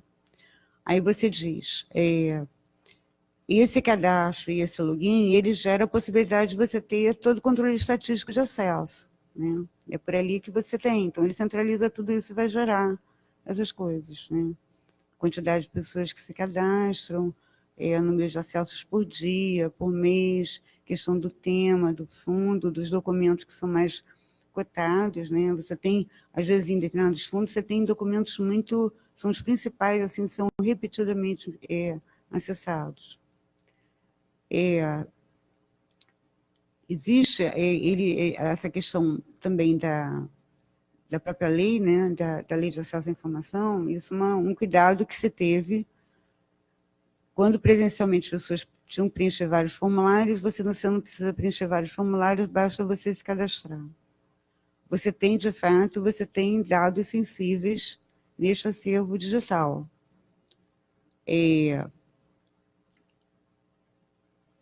Isso não impede que você acesse. Quer dizer, existe uma política institucional, quer dizer, o arquivo, na realidade, é uma instituição que ele nem é tanto ao mar, nem tanto à terra. É uma instituição, às vezes, arrojada, mais conservadora, em determinadas unidades. Eu acho que o arquivo tende a ter equilíbrio, né? Eu, particularmente, sou uma pessoa que sempre gostei muito de pensar no acesso direto do pesquisador às coisas. Sempre defendi e era considerada vermelha no Arquivo Nacional, tal a minha audácia, né? Quando você tem, nesse contexto da documentação do período do regime militar, foi quando começou a surgir muito essa questão, e eu estou explicando tudo isso que acho que é importante recapitular. Então, antes da lei, né, havia, Memórias Reveladas foi inaugurado, era uma discussão constante, Rio e São Paulo, né, o Arquivo Nacional e o Arquivo de São Paulo, de como fazer para você dar, inclusive, acesso remoto, né, ao pesquisador. E não se conseguia chegar a uma conclusão, uma forma otimizada disso. O Arquivo Nacional promoveu vários seminários para discutir como a gente poderia fazer para haver um padrão único de acesso a essa documentação sem problemas, porque ou você trancava, dizia que não tinha nada, que não ia abrir, que isso era o comportamento de alguns arquivos, né? Ou você abria e ficava, né? Ninguém abriu assim, o arquivo abria, dava acesso, mas sempre de uma maneira normal, né, de atendimento, mas outros não queriam abrir de jeito nenhum, né? Eu acho que um dos maiores seminários que teve foi aqui no auditório, e que foi a coisa mais aborrecida, mais revoltante, e que a gente chamou, né? Tinha pessoal de todas as posições de esquerda, né? Pessoas de direita, advogados, magistrados, tarará, e nenhum foi capaz de dar uma solução para o problema, né? E a gente sempre dizendo, temos que abrir, que não podia ficar numa situação, e o arquivo não fecha nada, o arquivo não fecha. vem a própria construção da lei, quer dizer, foi intervenção do Arquivo Nacional, essa coisa de você ter determinados artigos que tornaram factível essa abertura, né? Que foi através do edital, né? Veja, o edital, na realidade, gente, se você for analisar, porque eu não queria nem contar essas coisas assim, tipo, não podia contar, mas o edital é uma coisa que passa por cima, ele facilita várias coisas, porque quando você abre o edital, põe lá no Diário Oficial, divulga em jornais, põe na internet, isso não é suficiente para todo mundo saber que aquilo está sendo aberto, né? Convenhamos que eu posso não ler o Diário Oficial, posso não ler, olhar o portal do Arquivo Nacional, pode não, entendeu? Então, não é todo mundo que há dado conhecimento a todo mundo sobre que está havendo um edital para abertura das coisas, né? Mas, então, tem esse pecadilho que você não atinge todo mundo, mas você faz a divulgação na medida dos meios que você, né, você põe na internet, rede social e tal, né? Você abre após um período, todos os editais, nenhum houve reclamação. Então, esse recurso do edital se conseguiu por meio da intervenção do Arquivo Nacional e foi considerado um trunfo dentro da Presidência da República, foi considerado um trunfo dentro do Ministério da Justiça, foi considerado um trunfo, inclusive, pela própria CGU, né? Então, alguns arquivos do Estado copiaram isso. Porque ele é muito prático, né? Ele é muito prático, porque quando você tem um fundo tipo o tamanho do SNI, você não tem como você dizer que esse documento não tem dado sensível nenhum e tem esse aqui é um dado sensível. O que é dado sensível, né? O que é dado pessoal? Que, aliás, é uma coisa que o Arquivo Nacional devia fazer um grande seminário sobre dados pessoais, para as pessoas não ficarem no conservadorismo absoluto, né? E levando... porque, assim, dado pessoal, põe nome, CPF, isso é um dado pessoal, mas ele é sensível? Até que ponto ele é sensível? Então, todo documento de arquivo tem dado pessoal, todo documento, né? A lei de proteção aos dados pessoais, que vai entrar em vigor, olha, eu ainda tenho que voltar, eu estou indo, mas vou voltar. A lei de proteção aos dados pessoais que vai entrar em vigor em 2020, o foco dela não é dados pessoais sensíveis, o foco dela é proteger as pessoas do capitalismo que vende os seus bancos de dados e fica te enchendo o saco, é coisa de consumidor. A gente não pode confundir isso com os dados pessoais que estão nos arquivos, a gente tem que barrar isso, não deixa, porque na Europa isso não foi barrado. Na Europa não foi barrado, e aí há uma pressão, acaba sendo uma pressão, que as pessoas querem rever a história, querem que arranque, tire o documento de circulação, querem que apague seu nome. Um arquivo não pode fazer isso. Não pode... Então, agora volta lá para... Então, uma situação do cadastro, ele resolveu essa problemática que, uma vez cadastrado, você tem uma memória, tem uma trilha, né, de quem consulta determinadas coisas. Se houver algum problema, a gente tem que dizer, olha, o problema começou aqui. É óbvio que, em plena era da informática, em plena era da internet, da web, não sei o que lá, essas cópias, você tem gente que copia tudo e põe no outro portal, né? Copia tudo do Arquivo Nacional e põe no outro portal. A gente sabe disso, mas sabe que em algum momento ela saiu daqui, entendeu? Então, você tem como um início e sabe que o que a gente está oferecendo tem um compromisso nosso direto com o usuário. A gente abre, você acessa e você faça boas pesquisas, né? E dê um bom retorno para a população. Eu acho que é isso que se quer. Mas eu acho que o problema não se limita só a isso, né? Você também tem questões, por exemplo, de escrituras, tem o problema de registros civis. Essas coisas estão lá, a gente está colocando em nome de quase uma função social mesmo. A gente está ajudando muita gente a resolver milhões de problemas, né? Questão de óbito, questão de nascimento, questão de casamento. E eu acho que a gente tem que ainda melhorar mais, que a gente não, por exemplo, não colocou nada da FUNABEM, né? Acho que a gente tem que colocar muita coisa da FUNABEM disponível, né? Então, porque são informações muito valiosas. A gente não pode achar que todo mundo que vai mexer com uma informação do arquivo vai fazer mau uso disso. A gente tem que acreditar. Não, outra coisa, ele vai usar essa informação para fazer muitas coisas boas, né? Então, você não pode nem abrir demais, assim, vai direto, copia tudo, né? Porque também você tem que ter uma determinada coisa que é o que a lei diz. Eu faço um paralelo, normalmente, então, por uma coisa só, você tem milhões de coisas, milhões de produtos. Você faz um paralelo que, na realidade, o cadastro e o login no sistema é um paralelo a uma situação numa sala de atendimento, até mais simples, né? Porque você vai, com um movimento só, você consegue fazer milhões de coisas, né?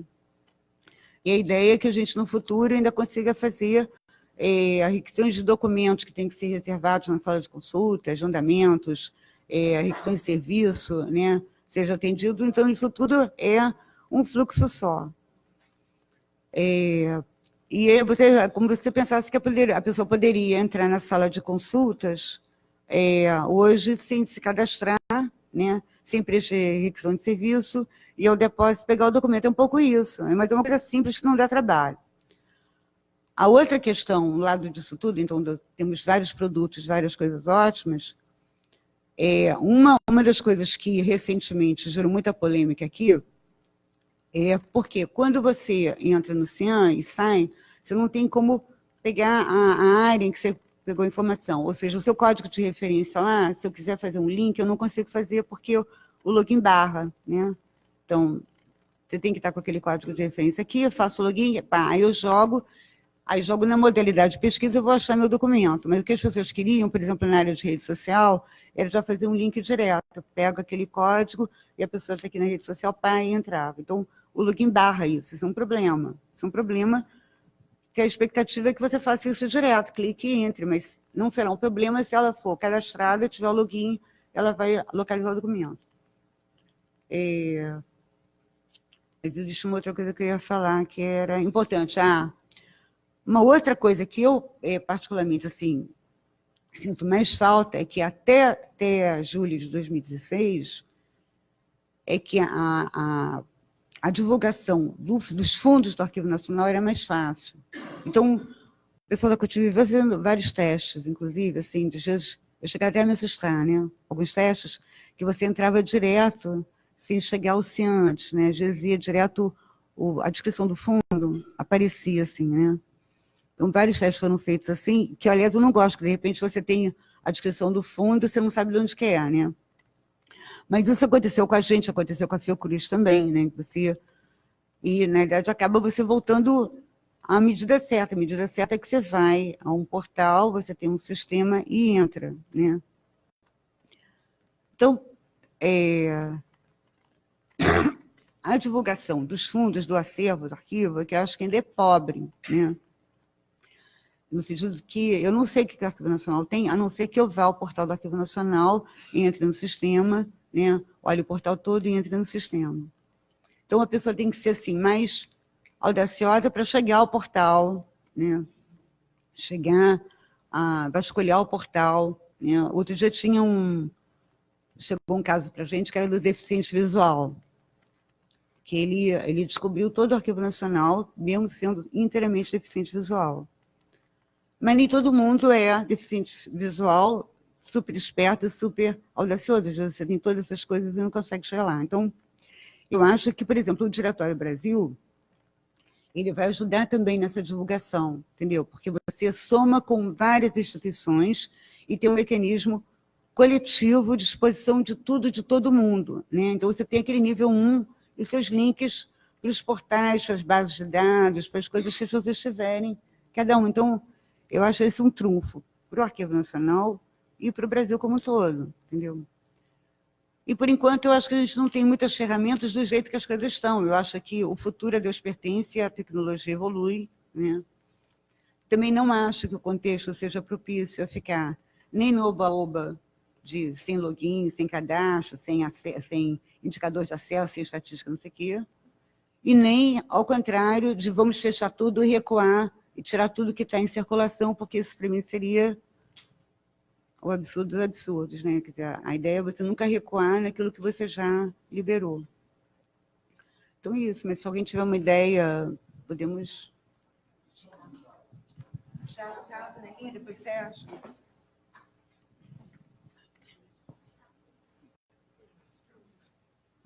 Bom, primeiramente, parabenizar vocês duas pelo trabalho, acho que a gestão do CIAN e do DIBRAC também, acho que isso é importantíssimo e fundamental. Toda a história que vem ocorrendo, acho que desde 2000, né? e é importantíssimo a gestão atuando para poder atravessar todo esse tempo. Aí era mais complementar a pergunta do colega em relação a resultado de pesquisa.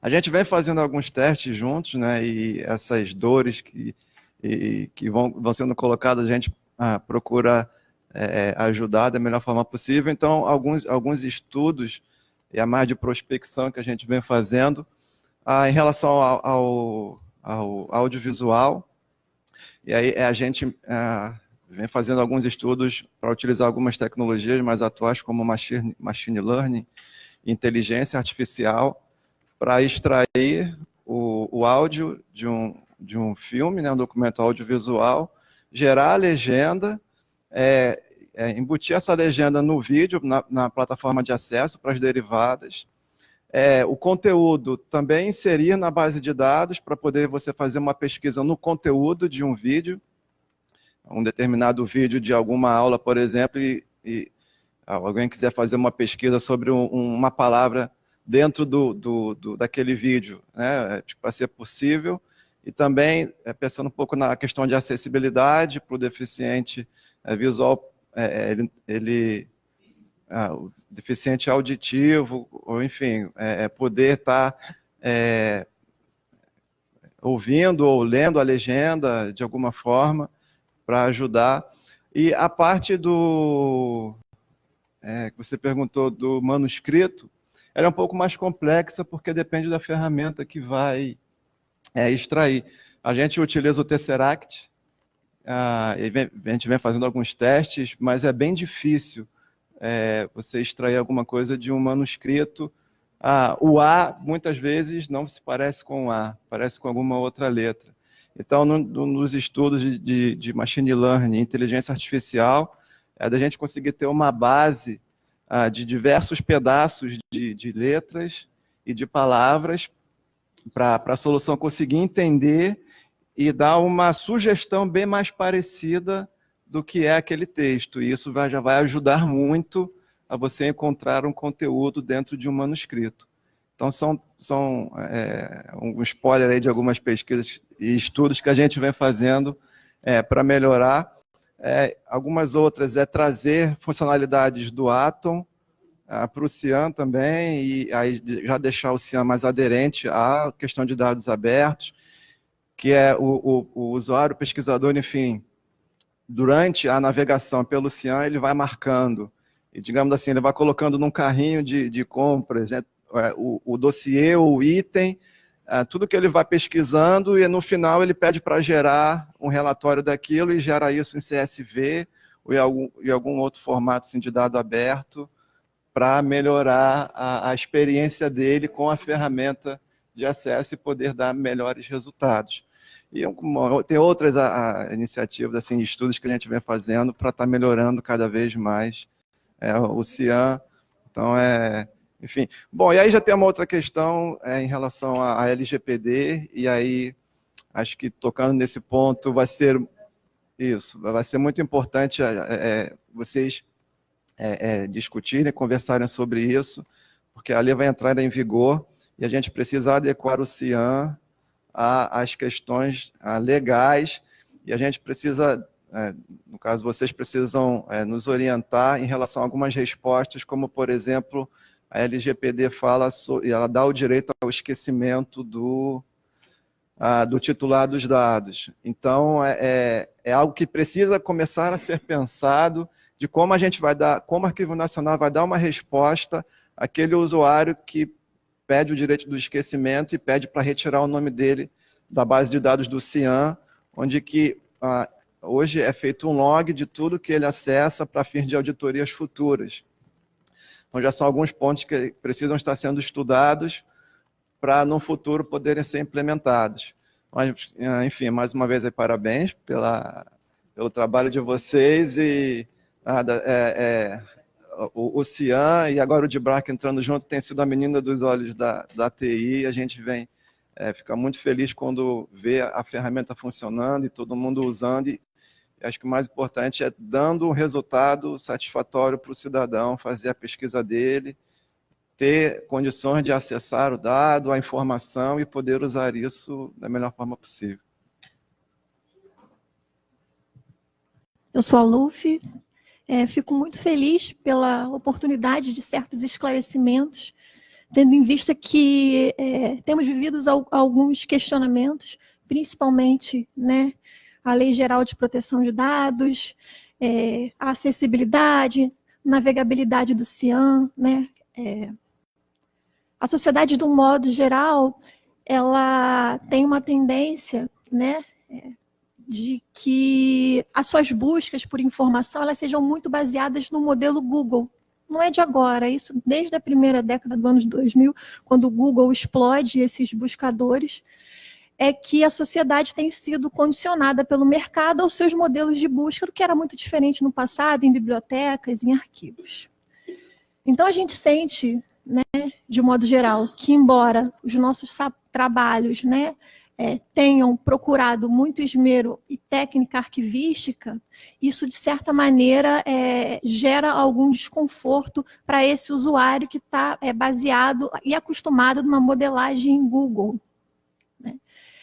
O que eu quero dizer é que eu fico muito feliz, e digo enquanto Copra, de ter a oportunidade de profissionais tão dedicados e tão atentos à missão institucional do Arquivo Nacional, que isso aqui é uma casa de acesso, mas é uma casa também de responsabilidade com esses dados que a gente guarda, que não são do Arquivo Nacional, mas são de todos. É a mesma coisa que você estivesse guardando um tesouro do outro e não seu. Então, qualquer ação que a gente, e qualquer decisão institucional que o Arquivo Nacional tome, ela tem que ser muito ponderada, né? Então, é importante que haja esse diálogo, essa conexão, principalmente com a tecnologia da informação. A Cotim tem sido muito parceira. Eu acho que a equipe de normalização, assim como a Copra, tem muitas soluções para que tem muita perspectiva, digamos, né, do ponto de vista de ideias, né, para que o CIAM se torne uma plataforma mais amigável. Agora, principalmente com o DBRARC, que é também o nosso grande carro-chefe do ponto de vista de arquivo, de práticas de arquivo, né? É realmente uma iniciativa sem precedente, né, de que você possa dar ao consulente realmente uma oportunidade de que ele tenha um grande repertório nacional de arquivos. E isso é uma iniciativa muito bonita e muito importante da casa, e esses estudos avançados em ato, né? É importante, como está sendo uma transmissão ao vivo, né, de que a área e a sociedade, de um modo geral, também entenda todo o esforço de competência técnica que o Arquivo Nacional tem feito há mais de uma década em estudar o ICA-Atom e agora o Atom, né, dos nossos técnicos indo em busca dessas soluções e apresentando uma experiência Atom de alto nível como o DBRARC. Então, o Arquivo Nacional ele está acompanhando o movimento da área de arquivologia internacional com a experiência Atom, com muita competência também. Acho muito oportuno que a gente discuta, né, num grande seminário, eu acho que eu vou levar isso para frente, sim, da Lei Geral de Proteção de Dados, que está por vir, e principalmente tentar, digamos, defender, né, os arquivos, né, de uma perspectiva que, como você colocou, e eu concordo pessoalmente, que é uma perspectiva de lei de proteção de dados do mercado, né, e de forma que essa lei ela não atrapalhe a função dos arquivos. Aí como é que a gente vai lidar com isso? Queria mais uma vez agradecer à equipe, todos os colegas que estão aqui também participando desse debate tão importante nesse momento.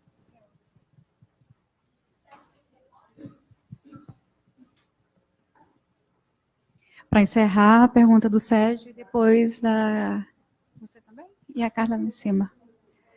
Não, eu passo para você também. Estava na frente? Estava na frente?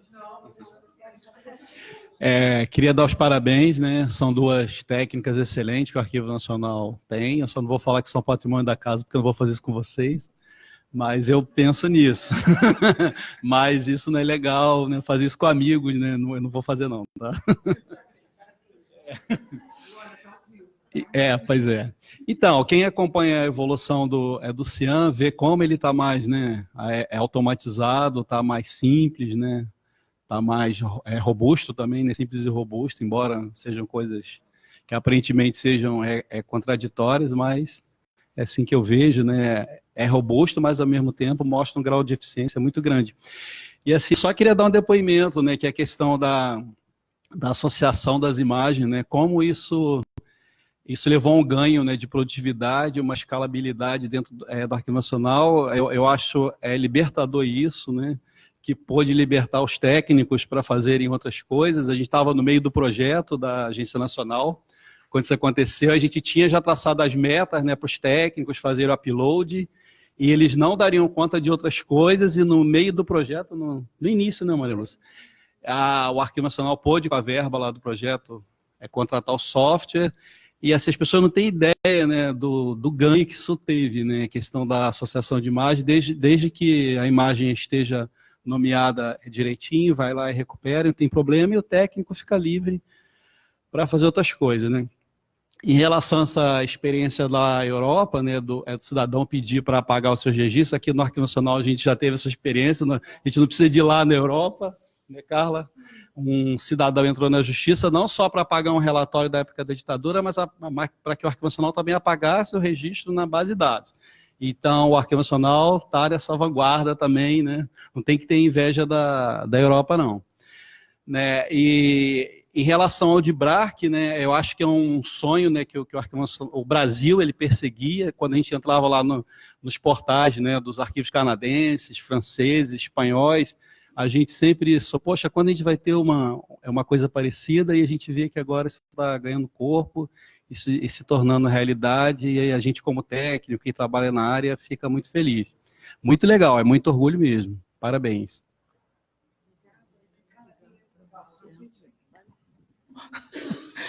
Eu acho que até como pesquisadora, né, eu acho que a questão da associação de imagens, os pesquisadores têm retornado com muita felicidade, e em tempos tão difíceis de verbas, de financiamento, a possibilidade desse pessoal não ter que se deslocar, né, com o próprio dinheiro, já que as bolsas foram cortadas, os financiamentos também, então isso tem ajudado muito a comunidade acadêmica.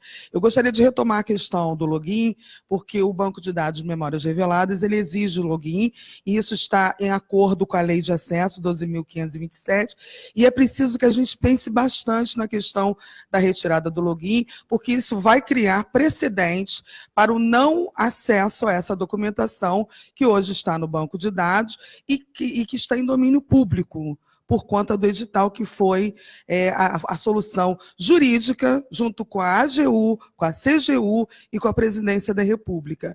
Então, quando o usuário ele faz o seu login, ele está assinando aquele termo de referência, e isso dá garantias não só a ele enquanto cidadão, a nós também enquanto instituição. Então, há de se repensar bastante, porque a gente pode criar um precedente onde essa documentação venha a não ser mais consultada. Então, é preciso refletir bastante sobre a questão, e, evidentemente, nós temos as questões estatísticas, de acesso, quantitativas, mas existe a questão de serviço prestado à sociedade, né, e ao cidadão, que muitas das vezes necessita ter acesso a essa documentação, também não pode se deslocar, e hoje, estando em domínio público, ele assim o faz. O cadastro não dura menos de um minuto para ser feito. Então, é bom a gente pensar por conta desse precedente que futuramente a gente pode criar para não estar dando mais acesso a essa documentação que já se encontra em domínio público, muito embora seja sensível. É só para reforçar. Muito obrigada. Bom, devido ao horário, eu sei que todos aqui estão empolgadíssimos, a mesa foi ótima, mas nós vamos ter que encerrar. Obrigada mesmo a todos por estarem aqui assistindo, a essas palestrantes maravilhosas que encantaram a todos ficaram muito empolgados, o debate foi intenso, que coisa boa, que maravilha. E só lembrando que agora a gente tem a visita à fábrica de papel, às 14h, vamos ter também um outro evento, o programa Memória do Mundo, MOU, Brasil e a Preservação do Patrimônio do Brasil. Essa mesa, ela vai acontecer no auditório às 14 horas, estão todos convidadíssimos. Sim, ela vai ser no auditório. E logo mais, às 16h30, a gente vai ter o lançamento da revista Acervo, que se chama Um Marco para a Fotografia, 180 anos da guerra. E esse lançamento também contará com uma mesa redonda. Então, estão todos muito convidados e até à tarde. Obrigada a todos.